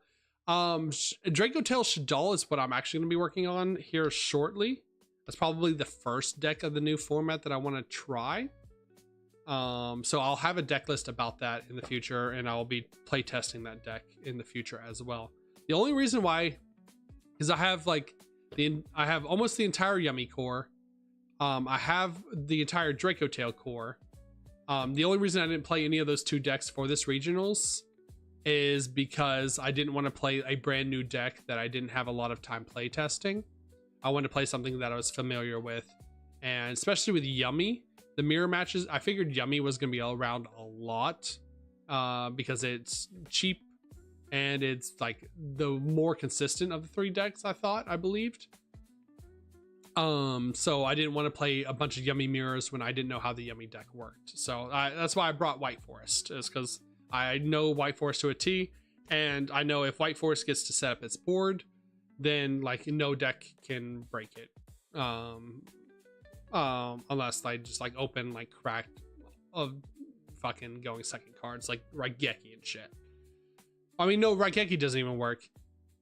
Yeah, oh yeah, that was what, the Mermaid player even like went Lightning Storm to try and like break my board when I had both Diabelles on the field. And he goes Lightning Storm, call monsters. And I'm like, okay. And he's like, all right, your monsters are destroyed. I'm like, no, like my monsters are protected from destruction, so, because of Diabelles. You read this card in game 1, so I'm not gonna correct you and let you take it back. So, all right. That being said, I guess we will do the video now. It's going to be a little bit different format from my previous White Forest videos. White Forest deck videos. Here, let me sort my extra deck real fast. Sorry. Bop, bop, bop, bop. Bop, bop. Bop. Bop, bop. Bop.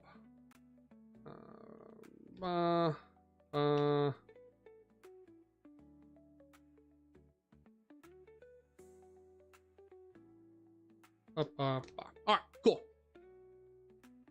All right, there we go. Okay, so we'll do it this way. Clap. So here, actually, let's zoom it in. There we go, much better. Okay, now pink.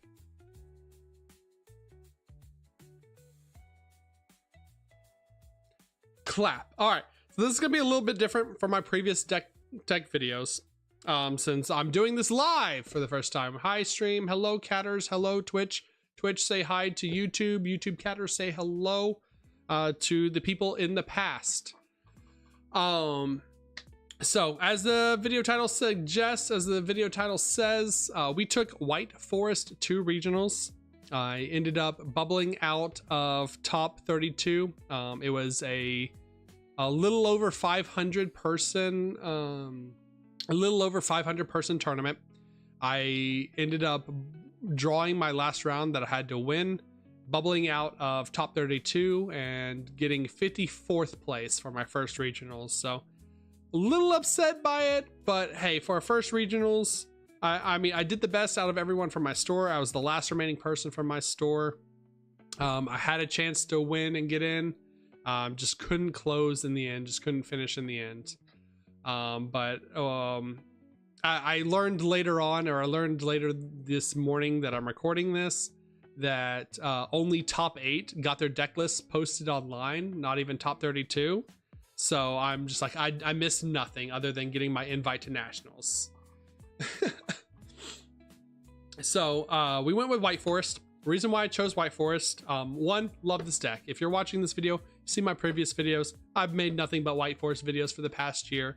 I feel like I know this deck inside and out. With the new format, there's a lot of decks I wanted to try with Yummy, K9, Vanquish Soul, Draco Tail, all those different decks. There we go.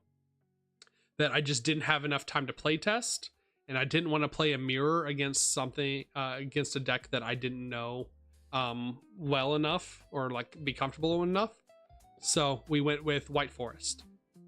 Also, this format is actually pretty decent for White Forest. It has very good matchups into a lot of the current decks out right now.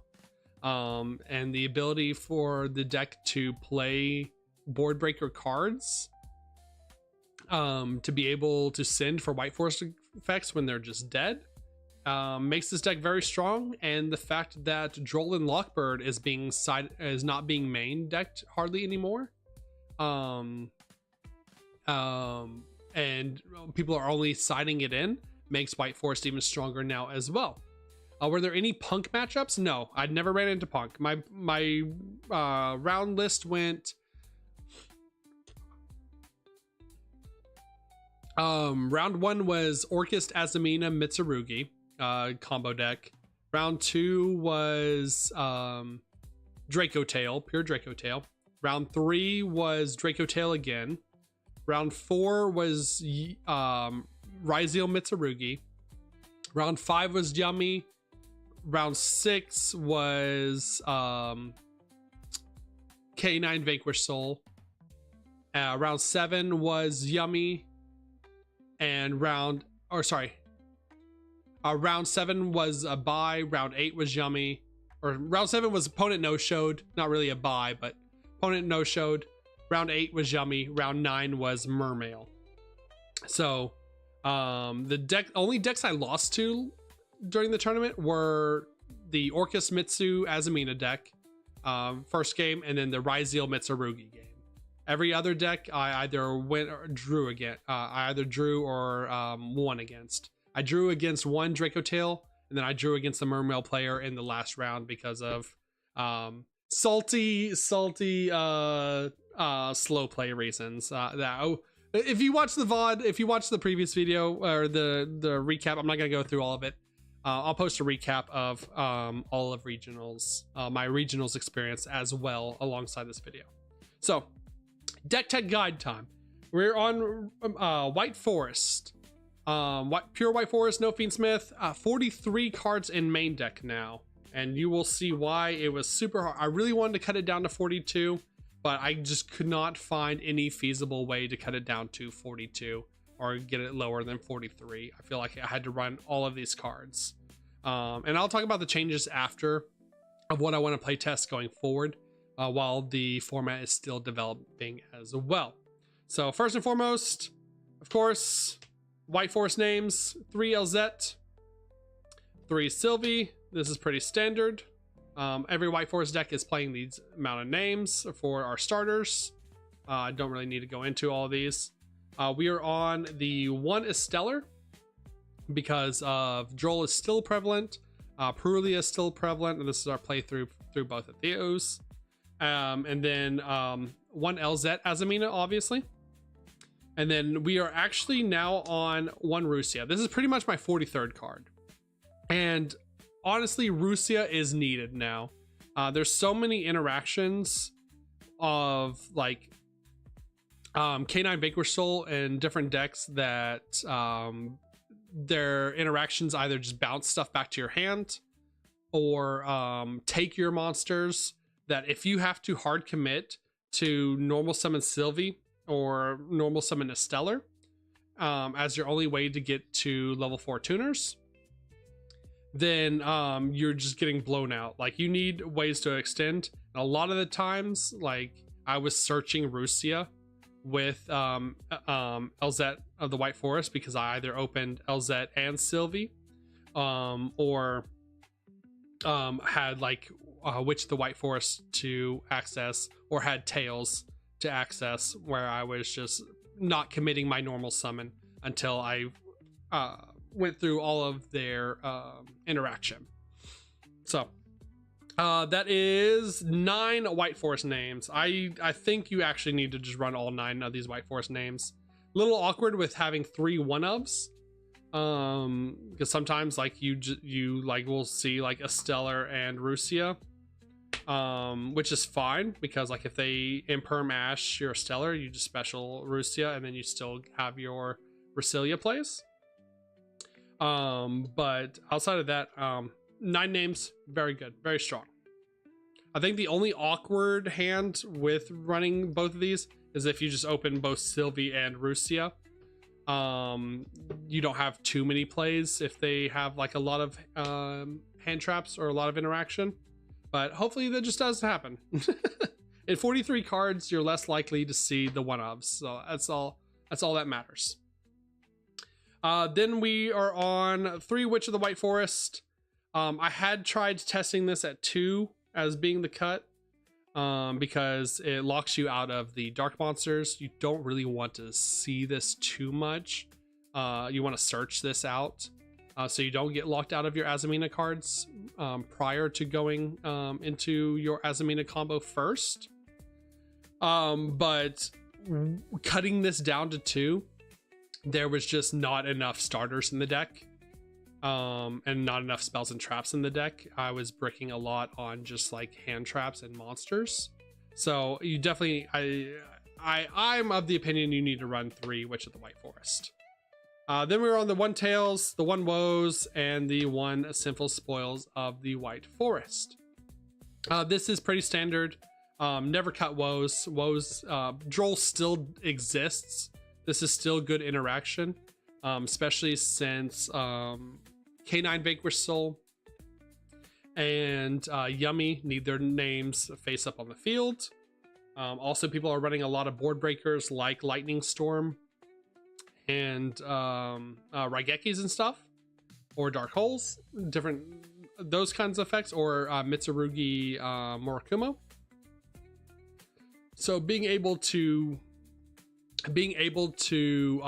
flip over Woes, make a Rusilia to protect your synchros is still very strong, in case you don't get access to your Diabell line. Then we have the 1 Diabell Star. We have our Sinful Spoils package. 1 Diabell Star, 3 Wanted, and this is pretty standard. The 1 Deception and the 1 Hollowed. And then we are actually on, this was a MVP card for the entire tournament, and that is Debtors. I have been on Debtors since the new edition of the White Forest cards, the 4 names, the Diabell line of the deck.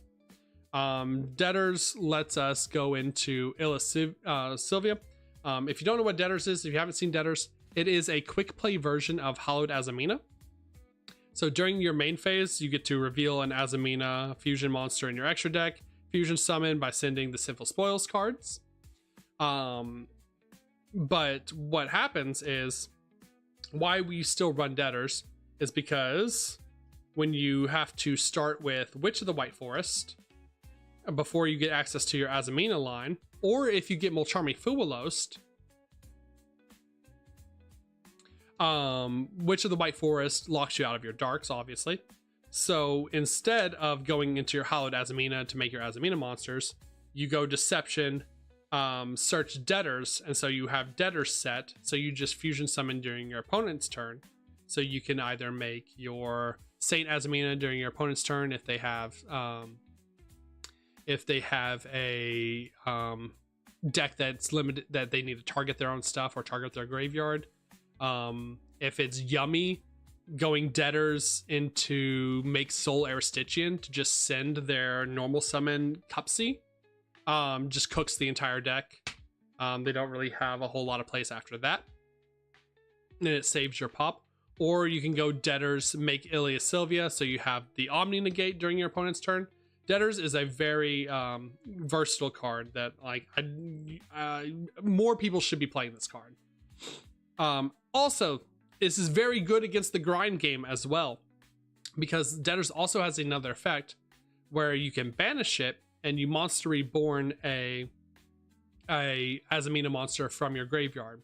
So a lot of the times, if my opponent wasn't able to kill me on their turn 1, I would banish Debtors, bring back my Ilia Sylvia as my first action. So now I'm doing everything under an Omni negate, or Debtors bring back Saint Azamina to turn off their targeting again for their own stuff as well.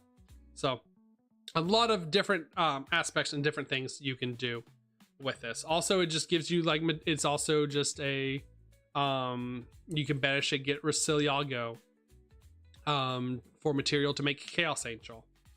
There's a lot of different versatility with the card, and it's very strong. Continuing on, we talked about the Diabell package, the 4 Diabell cards: Curse of Diabell, Philia Diabell, Diabell Star Vengeance, and Diabell's the White Witch. This is standard for every White Forest list. Everyone's seen these cards. Everyone knows what they do. This is some of the strongest interaction, strongest engine. Then we are on to non-engine and hand traps. So as you can see already, as I'm flashing it, we are on 3 Fuwalos. We've always had 3 Fuwalos. Big change, because I wasn't on this prior. This was the change last minute as I was writing down the deck list at regionals before I registered. I am on 3 Perulia. I ended up dropping a little bit of cash before the tournament started and bought my 3rd Perulia, because it's a Perulia format with K9 Vanquish Soul, with Yummy. Yummy can play around it a little bit. With Ryzeal still prevalent, Mitsurugi still prevalent. Opening one or both of these cards just absolutely just like seals the game. There was one time I played against a Ryzeal, the Ryzeal Mitsurugi player. I opened Perulia. He tries to play through it. I draw 2 cards. I draw into a Fuwalos, so I go Fuwalos, and so now I'm drawing. I ended up with 12 cards in my hand, and was just able to like cook his full board as he tried to play through it. So very strong. Like mulch armies are obviously great. Then continuing the hand traps, I am on 3 Ash Blossom, Enjoy Spring, and 3 Infinite Impermanence. Ash Blossom's just here because of the mulch armies, just to stop opponents' mulch armies. It's not very good otherwise. It's not a really good Ash format. A lot of the time, if I was going hard second, I was siding out these Ash Blossoms for Drolls, or if they were adding a lot, or for my going second cards like Dark Ruler No More and stuff, because it's just not a great card. Imperm is better now. Not only does it up our trap count for our Diabell Star Vengeance and our spell and trap count for just White Forest in general, but Imperm also lets us interact with K9 decks without using monster effects to trigger their Vanquish Soul monster, or to trigger their other K9 cards. So Infinite Impermanence, slightly stronger in this format currently. I would not play Effect Veiler. I think Effect Veiler is probably the weakest right now. I was playing Nibiru over one Perulia. Like I was at 2 Perulia, 2 Nibiru as a card to draw in off of Mulcharmies. But then I just decided, like, if I draw enough engine with Mulcharmies, if they play through it, then even going going second game 1, then I'll be fine regardless. I don't need to add a board breaker hand trap. And then for our non-engine spells and traps, we are on 1 Foolish Burial Goods. I had to cut down to 1 to add that 3rd Mulcharmy Perulia. Honestly, I just like Foolish Burial Goods at 1. I've been playing it at 2, but the most success I've ever had with this deck, and I think the last most successful list I posted was when I won the sneak peek event. I was only on 1 Foolish, and I saw this enough times, or had access to it enough times, that I feel like I really didn't need a second copy. Like, it was just like a lot of this times Foolish Burial Goods was dumping Black Goat Laughs, so I could board break going second game 1. Black Goat Laughs was also an MVP for the entire regional tournament. A lot of people just don't know how this card works, and I'm not going to correct them if they don't ask me. But this shutting off Detonator, this shutting off Yummy Snatchy, I absolutely cooked so many decks with when I had access to Black Goat Laughs. And then the final 3 cards is the one-ofs, the Triple Tactics Talent, the Called by the Grave, and I was on 1 Thrust. The reason why only 1 Thrust instead of 2 is A, didn't want to go up beyond 43 cards. I wanted to try and keep it as consistent as possible. And B, I didn't want to brick on thrusts. I think I had 1 thrust in the sideboard that I was bringing in constantly. So I had more access, either going first game 2 or going second game 2, where like if I was going first game 2, I would take out like the Mulcharmies obviously and put in thrust and put in like my going first cards. And so I had 2 thrusts and had access to search those cards. And then if I was going second game 2, I would bring in the thrust and take out cards like Debtors and Stellar to bring in the board breakers. So I honestly, the only thing I would change about the main deck, and it's something I want to test, I don't know if it's going to be good or not, so take it with a grain of salt. Depending on how the format settles, because a lot more people are playing Draco Tail than I imagined, and I figured Yummy would be more popular. I think a lot of people this weekend soured on K9 Vanquish Soul. There were so many times where K9 Vanquish Soul was bricking, didn't have access to all of its engine, or Paradise Smashers was actively turn skipping themselves. So I think it's going to fall out of favor a little bit. I think it's still a strong deck, but I think more people are going to go for the more consistent decks. And if that's the case, then I want to take out the thrust and take out I don't know what else, honestly. We'll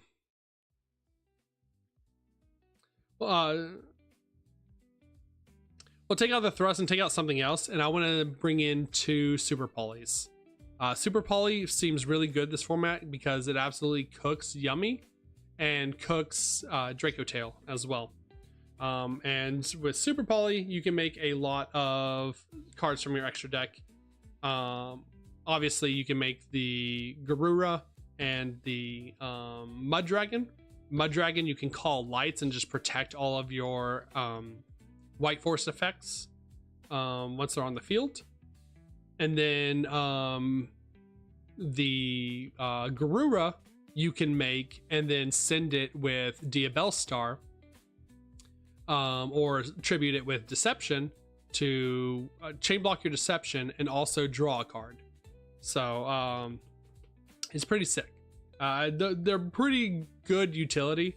And then you can make cards like your Chorozo and things like that, or various niche cards like Saint Azamina sometimes comes up.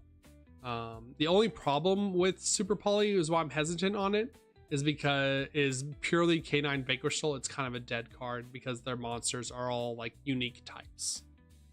But yeah, like I said, 43 card main deck.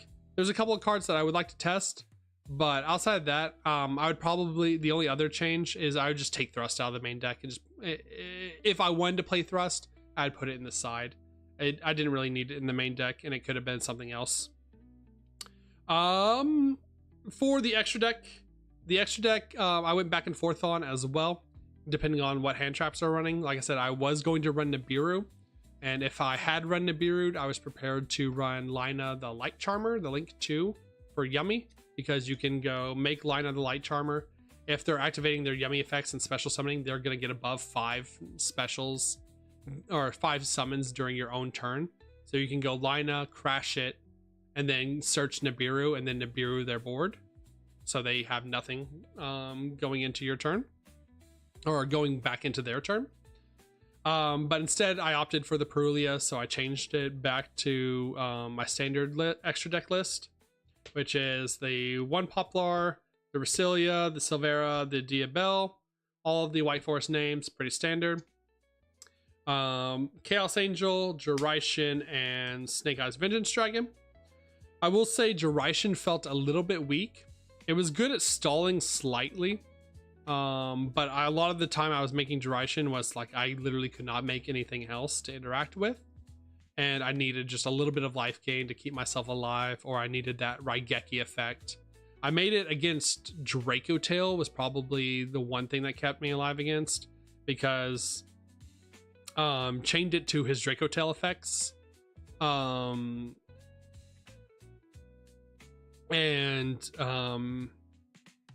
was setting the back row off of his Draco Tail effects, removing my other more important monsters, and so I go just Jiraishin Tribute, destroy his back row. So all I had to do was like break 1 monster and kill from there.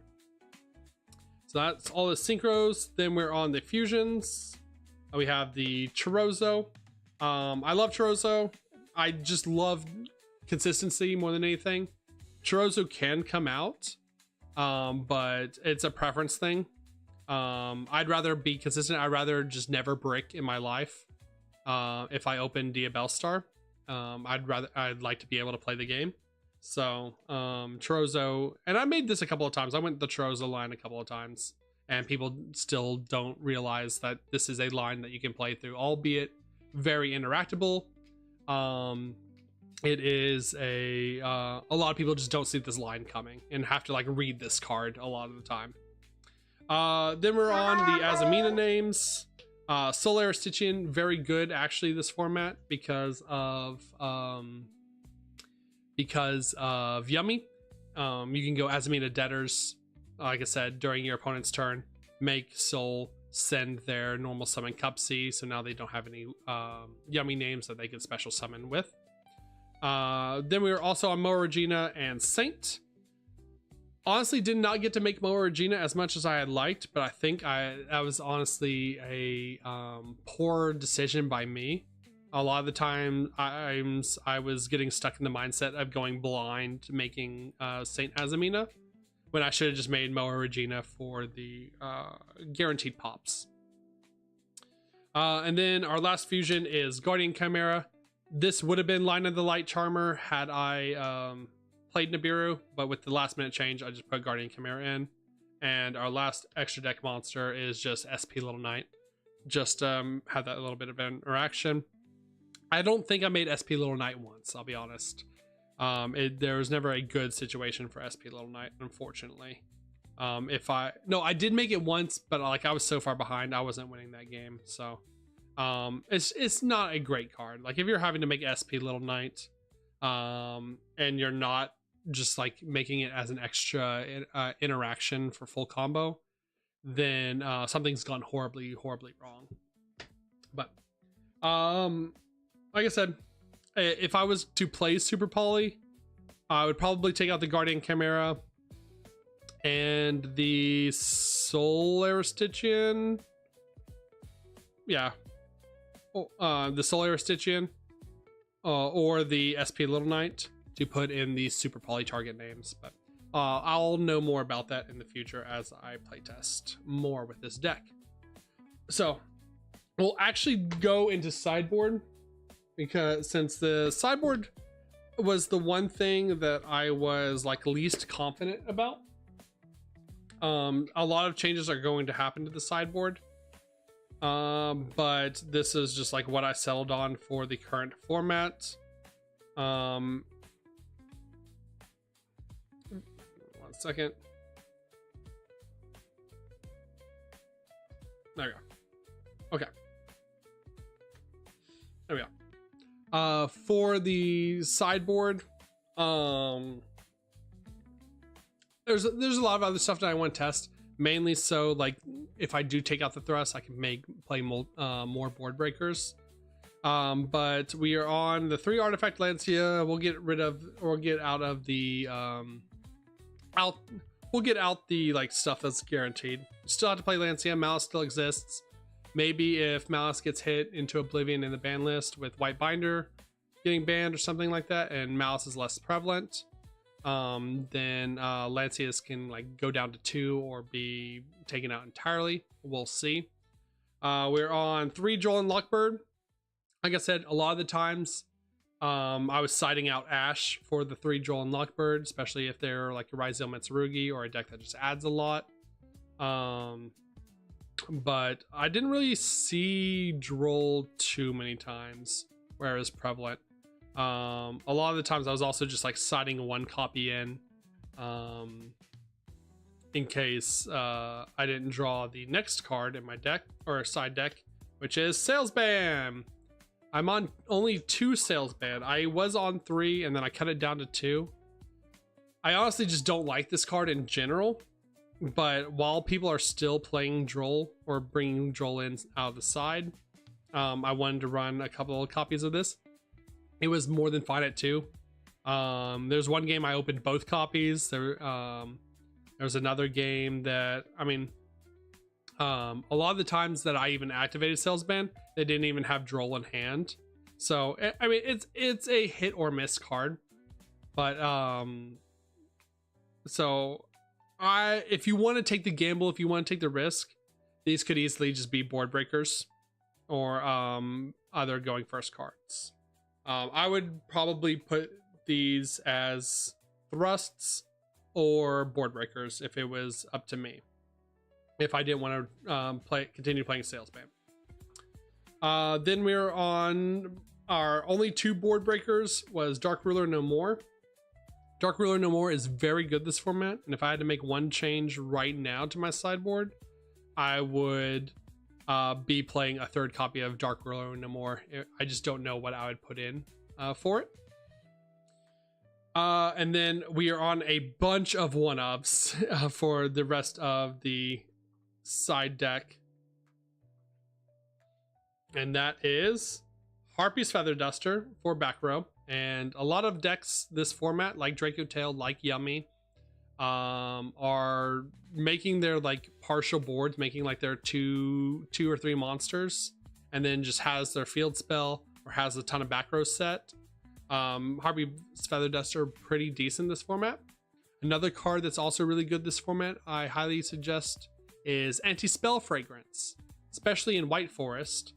We can play under it, where we can just flip it up during our opponent's turn like Skill Drain, and then when it gets to our turn, we send it for cost with our White Forest effects. And Anti-Spell Fragrance shuts off a lot of these starters for like Yummy, Draco Tail, Vanquish Soul. So like it's a very spell trap heavy format, to where like Anti-Spell Fragrance is actually pretty good as a going first card. Speaking of going first cards, we have our Scourge of the White Forest. I love this include. I've always loved Scourge of the White Forest. I hated cutting this card out of the main deck back when I was playing White Forest Pure or White Forest Toy. And now that we're in a very board breaker heavy format, like Dark Ruler no more, Droplet, Lightning Storms, things like that, Scourge is super strong to set going first. And there was a time where Yummy was trying to break my board with Droplet, where I had Scourge set, and I couldn't activate monster effects, but I chained Scourge and got rid of the Droplet, and then you was able to keep my monster effects to pop his like field spell and pop his Yummy names, so he couldn't do anything after that. I highly recommend fitting a copy in of Scourge. This card was great every time I got access to it. Then we're on Triple Tactics Thrust, Sinful Subversion Snake Eye, and D-Barrier for going first as well. I would probably cut the Snake Eye for Dark Ruler no more. The effect to, especially if Ryzeal gets hit in the format, or Ryzeal Mitsurugi is just not very prevalent. This card did not do anything through the entire tournament, and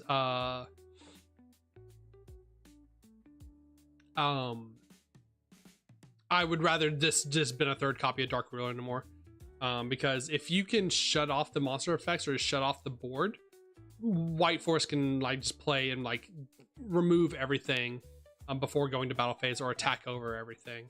You don't have to like push things into the spell trap card zone if you don't need to. So that was the side deck. Or I will do a video over siding patterns if you would like for the deck, or answer any questions if you have them as well for the deck. Like I said, I think White Forest is very strong in this format. I think it has a lot of good matchups against the current top tier decks. A lot of people are not looking out for White Forest because people kind of wrote it off during the Droll heavy format. But now that Droll is being sided and not being main decked, White Force is like never lost power. White Force is still very strong. And a lot of people still don't know what the deck does, which is very good. So highly would recommend playing White Force and giving it a shot in this format if you don't have any other decks that you want to try, any new decks that you want to try in the current format. That being said, if you have any other questions about the list, or about interactions, or about how matches went, or processes to like interact with the top tier decks with White Forest, let me know down in the comments below. And while you're there, be sure to like, subscribe. While you're there, be sure to like, subscribe, comment, let me know all that good YouTube stuff.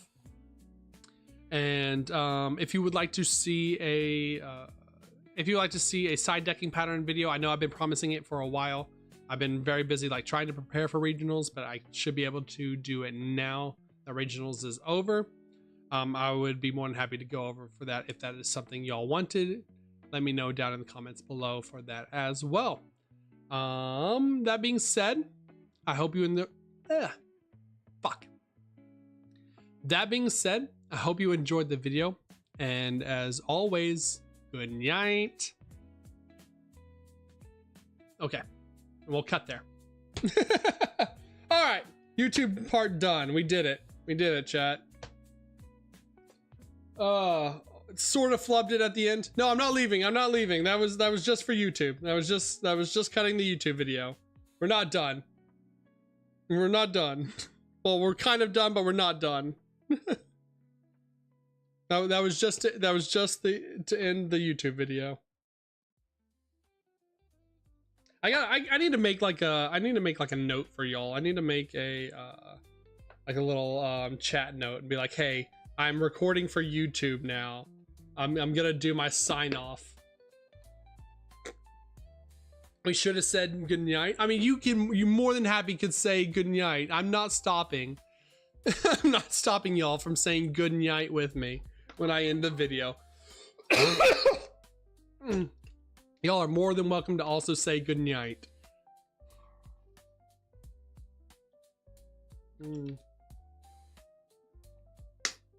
I'll make that a thing. I'll make that a thing going forward, chat. Because I always end my videos with good night. So if I'm like coming to the end of the video and I do the sign off, then y'all gotta say good night to the YouTube watchers, the YouTube catters as well. You gotta be nice to the YouTube catters. It is a super cool idea. I like it.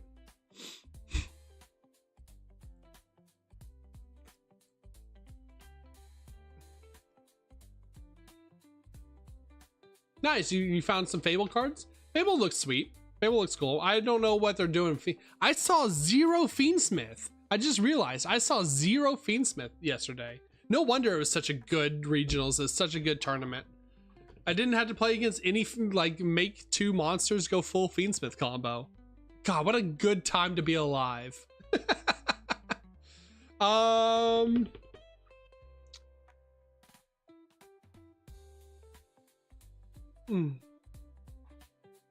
man. What else? I don't know if I have any cool things to show. Like I said,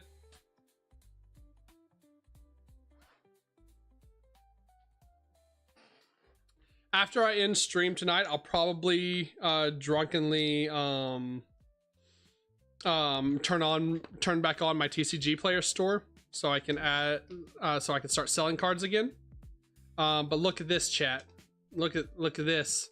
This is, if you didn't hear it already, this was my pool from the pre-release, or not pre-release, from registering for the tournament.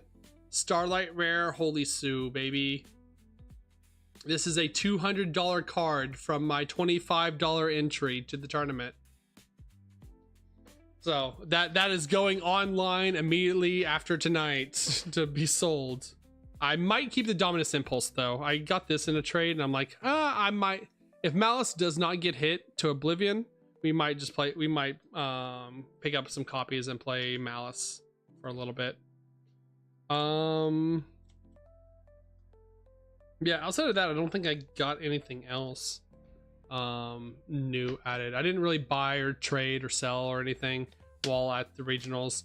I was hoping I would had more time, but like a lot of my matches was either like ending in time or ending with like 8 to 5 minutes left, 5 to 8 minutes left.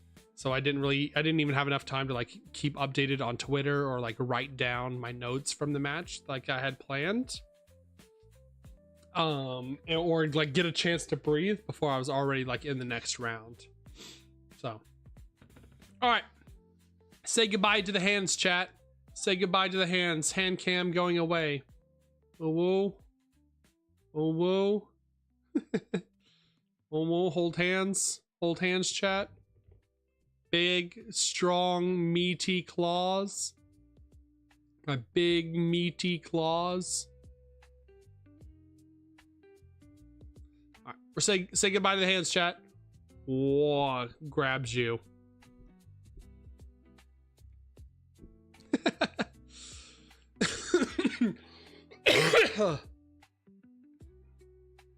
Harder? I mean, what? Alright, there we go. Ah! Shit! I forgot to deactivate it here. There we go. Now it's gone.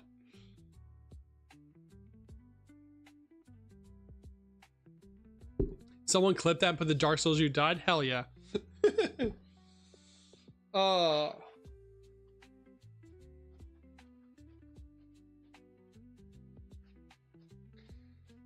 Alright, what do we want to do? What do we want to do? I've only been streaming. I mean, it's been 2.5 hours.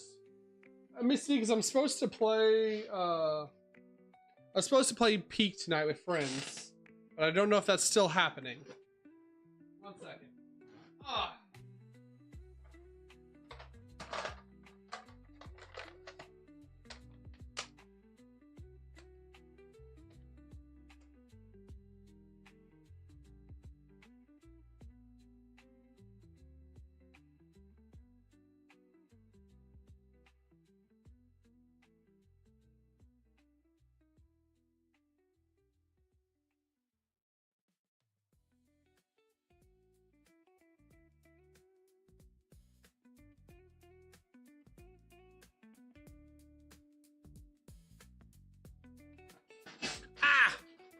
Yeah, someone clip that and do the Dark Souls edit. I would love to see that. Put it in the Discord. That'd be great. That would make me so happy. That would cheer me up after. You know what would cheer me up, chat? Memes. Memes of me would make me happy. Memes of me would fix me after not getting top 32. Oh, that would make my day. We were supposed to do the Master Duel replay review today, but I don't think I'll be able to. We'll have to delay it one more week to next week. We might do that Friday. Well, might do that next Friday. Give y'all one more shot or a couple more days to get your replays saved up for me to watch next week. I have One Piece memes. I mean, I want memes of me though. I want to be in the One Piece memes. I too love One Piece. I too long to take down capitalism.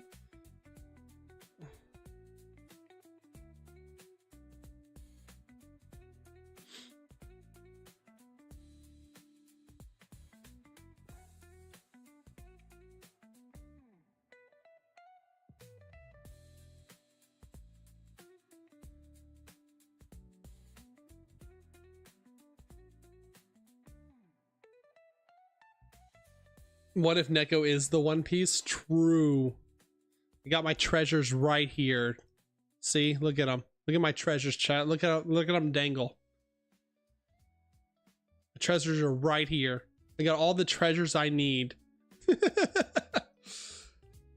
Holy sh put those danglies away. Hide those danglies. Third-rate duelists are around. No, chat. I was not expecting to.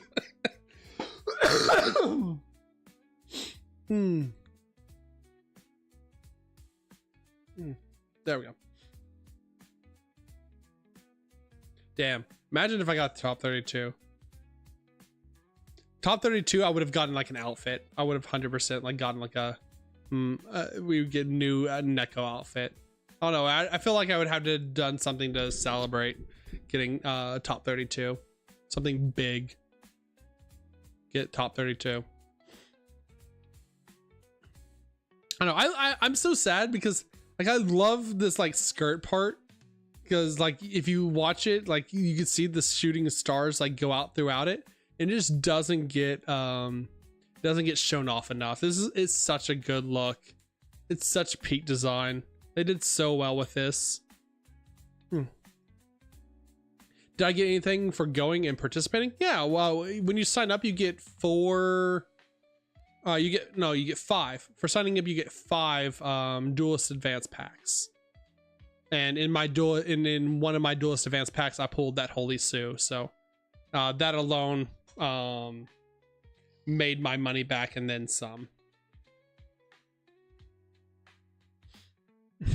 So it wasn't bad.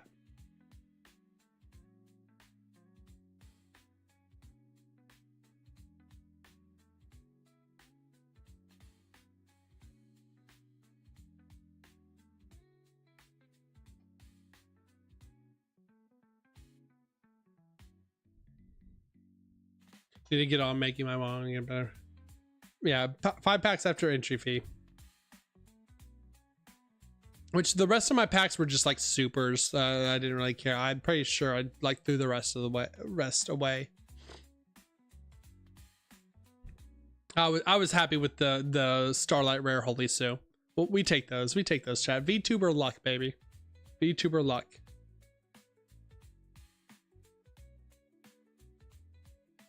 I even got an obligatory like selfie with the bros, selfie with like everyone that was there from my card shop. I don't know, did I post it in the Yu-Gi-Oh channel? I don't think I did. Did I post it in Discord somewhere? I did not. I did post it on Twitter though. It is on Twitter. Hold on. Rare Neko spot. Rare Neko spot. 1 second. Oh god, I'm getting stopped up. The sneezing like cooked me. Pop. Pop. Boom. Rare Neko sighting. Ah! Wrong button. Ah! There we go. Like this is like everyone from my card shop that was there. We were all like play testing before the tournament actually started. And who is this? Who is this handsome lad? Who is this guy who clearly needs a haircut? I am so desperate for a haircut. I was trying my hardest to get one before tournament this week because it's just been too shaggy. I look like fucking XQC at this point. I need to get my hair cut so desperately. All right, going away. Enough of that. Why do I look like blonde MBT? Oh, that's the worst. He's racist against VTubers. I can't be MBT. I'm a VTuber. Oh, what does that mean, Army? All white people look the same? Is that what you're trying to say? All white people look alike? It's pretty fucked up. Every white person is just MBT. Every white man that plays Yu-Gi-Oh! Just MBT.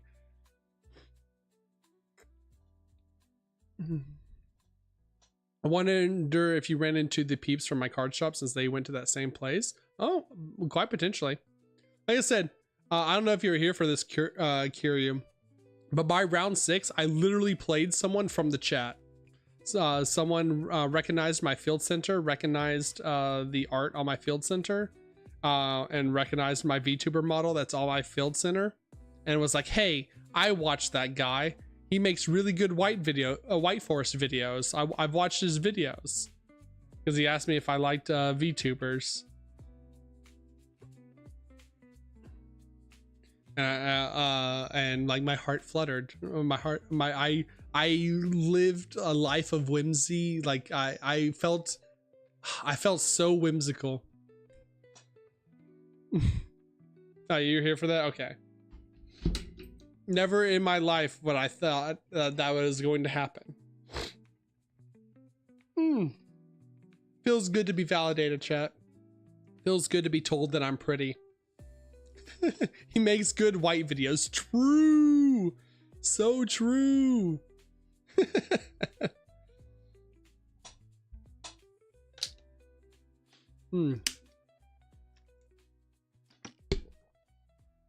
But all right. Well, I don't know if I'm gonna be playing Peak.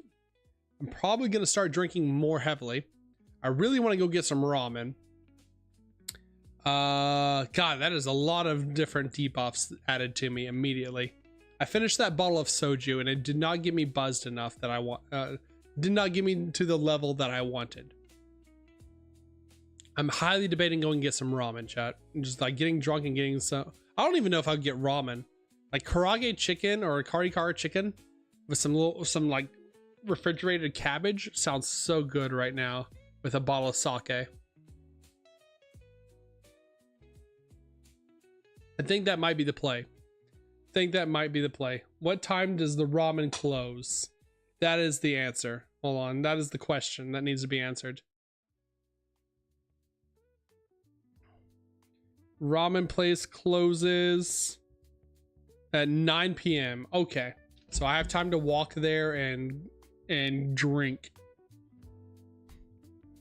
All right, catters. All right, chat. Need to buy water tomorrow. True. I need to have water set out. I need to make sure I have water set in my fridge for tonight too, if I'm gonna start drinking. I didn't get to drink yesterday. That was the one downside of actually doing well at regionals and like being in it until the end and having a chance to top till the end. Was the fact that like I couldn't go drinking with my friends. They all like as soon as they went X3 and didn't have a chance of topping, they all left and like went and started drinking, and I was so sad. I was like, oh, I want to drink too. Oh man. But I'm less sad today about it because I was looking at Yu-Gi-Oh! Pro Deck because I wanted to look at like topping lists to see if White Forest topped this weekend on any of the tournaments, which doesn't look like it.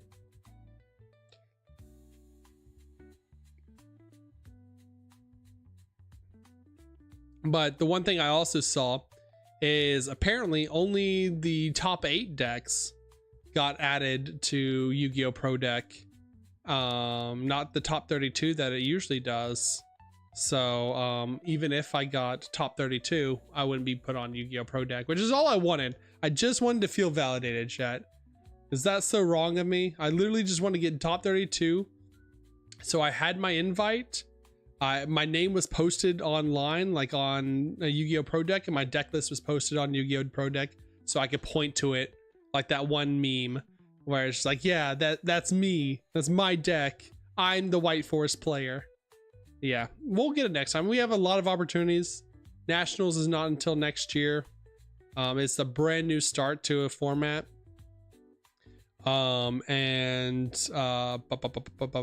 And even if I don't get a Nationals invite before Nationals next year, I can just go to Nationals day 0 like I did last year, or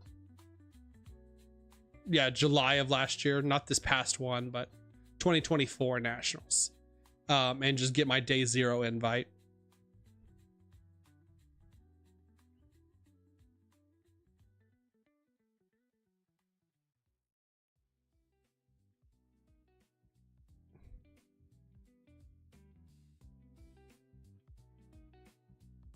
I'm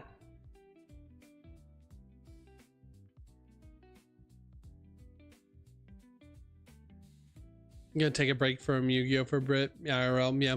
I mean, I'm not gonna play locals this coming weekend. This weekend I want to, and this coming Saturday I want to like go out and do stuff. I've been dying to see the new Fantastic Four movie. I also want to go play crane games, so I want to go to arcade and play crane games and win tons of plushies and anime figures that I don't have space for.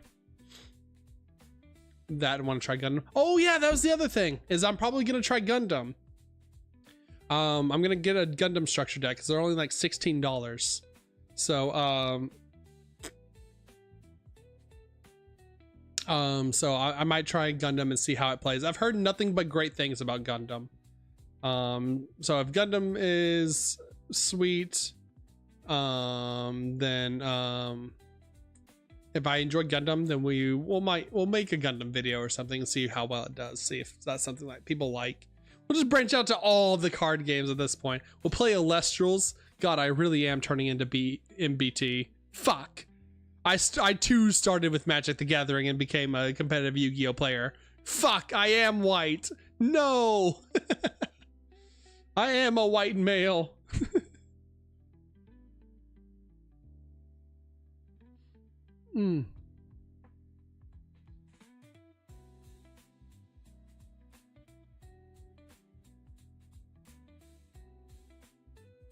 Rate your synchro deck.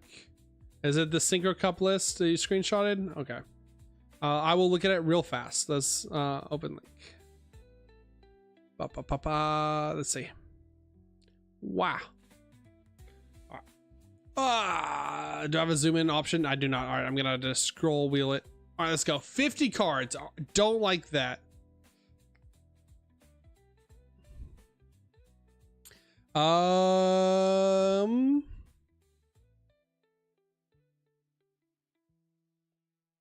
mean, I think you could definitely cut this down to make it more consistent. Like, you don't really need magic. Yeah, you don't really need Magic Cylinder or Mirror Force. I mean, assume like extra deck is obviously fine because we can only play synchros. I assume a lot of these cards are, you just don't have like multiple copies of impermanence, infinite impermanence. And we're playing on what we just have available.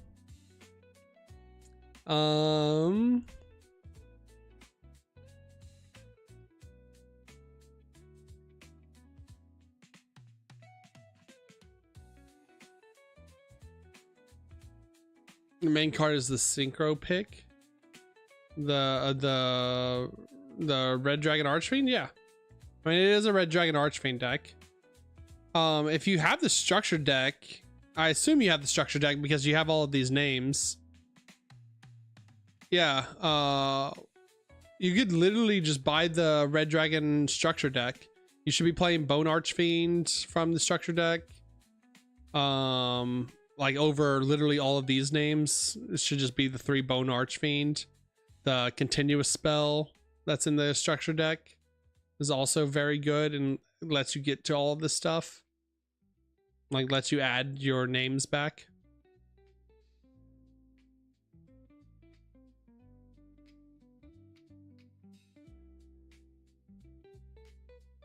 Isn't there a card that can send? Yeah, the Resonators send the Bone Archfiend. I think there's a spell or trap too. I'll have to look.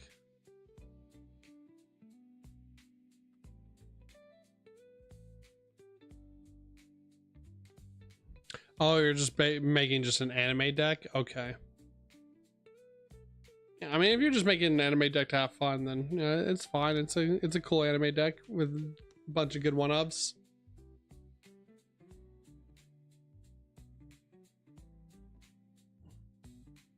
Can't hate that. For my, I can quickly show my deck for the tournament. 1 second. Or for the Synchro Cup. I haven't played Master Duel in ages. Honestly, I'm kind of just twiddling my fingers, twiddling my little thumbs, twiddling my little paws for them to add the rest of the White Forest support to Master Duel. Yeah, I'm saving my gems for that. Let's see. Game Capture, Master Duel. Boop. Yeah, they did get a secret pack recently, which I was really surprised that with the secret pack we didn't get the rest of the White Forest support. I guess it's coming next month, since like they always do this to where they release a secret pack, like the updated secret pack, and then the next month, so like everyone spends their gems on it, and then the next month they release the rest of the support. So if they release the rest of the support next month, we'll obviously like grab the cards that we need, the Curse of Diabel, the 3 field spells, and things like that. But if they don't release the field spell, oh, they added animations to it now. Wait, didn't Diabel always have an animation? I don't remember if Diabel already had an animation. Oh no, yeah, she did. Diabel did. Never mind, I remember seeing this. I mean, so if they add the new support, we'll obviously save our gems for that. But if they don't add the new support, then every time I get gems, I'm just wailing on this. I'm going to try my best to get royal rares of everything in this. And it starts today. Fuck!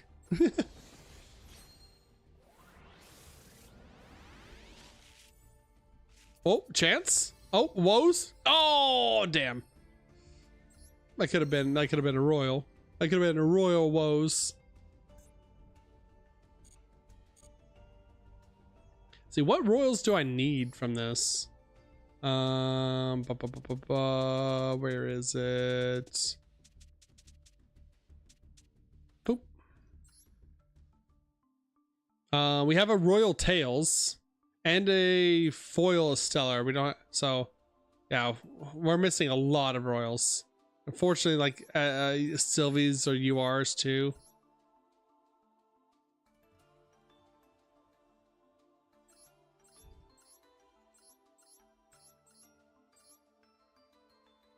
Oh yeah, they banned Dweller. Sweet. Full refund on Dweller. Let's go. Some little jimmies that I needed.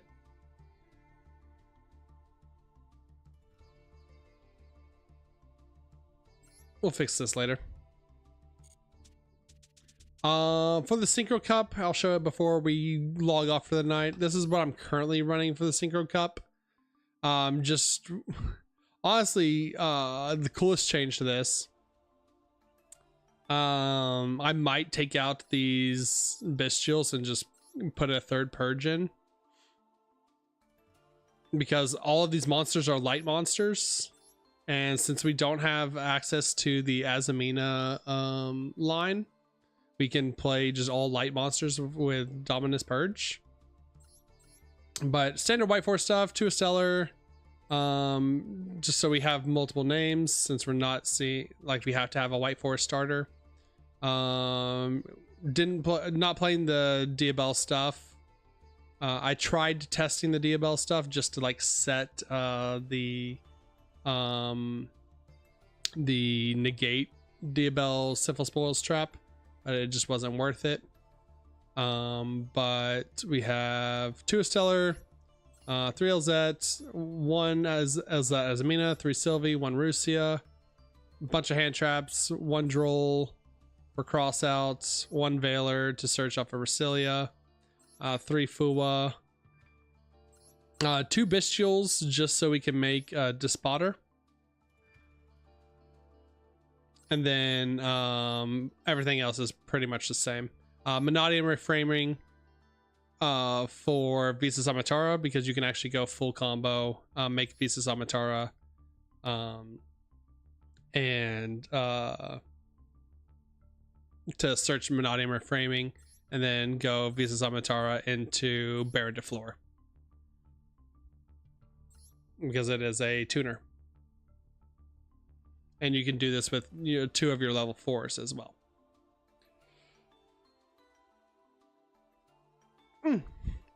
Okay. Yeah, I think I'll probably make that change. I'll probably take like the 2 Bestials out, take out the Despotter. Bestials are good just because like a lot of people are also running White Forest in this archetype. And so like interacting with their graveyard is very strong.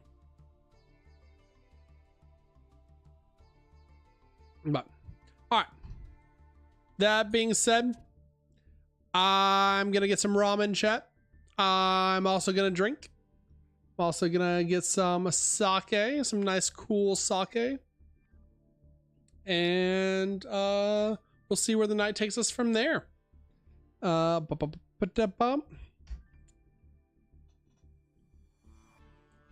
Real fast, I did want to thank everyone, first and foremost, you, especially you watching right now. Yeah, let me get nice and close.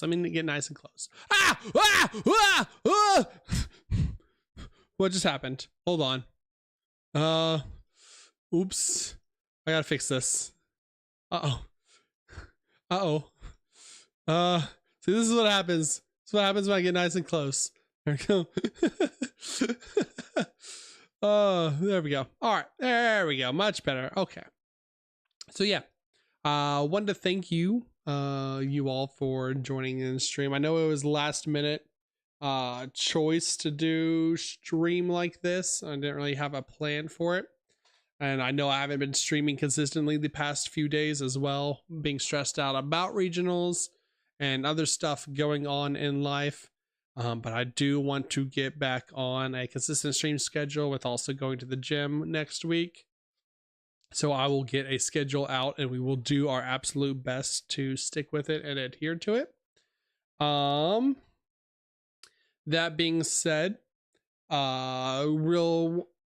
I am appreciative and I am thankful for all of you that did show up today. That being said, thank you to Dude Manjo VT, who followed me while I was offline a couple of days ago. That was back on Friday, it looks like. Thank you to Butler Imp for the follow earlier today, and as well thank you to Yapping Lilia for the follow. Welcome in, Arigato and Oshai. Good meowing. I appreciate y'all joining, being a part of it, becoming a catter today, which you should think about becoming a catter today. If you haven't already. Good night. I like him on. But that being said, guys, gals, imbies, YouTube catters, I hope you have a fantastic rest of your Sunday night, Sunday evening, Sunday afternoon, Monday meowing. And I will see y'all tomorrow for stream. We'll do some Master Duel tomorrow. We'll do Master Duel Mondays. We'll play some Synchro Cup. We'll make some videos. I'll have a good time tomorrow. So, as always, Good night.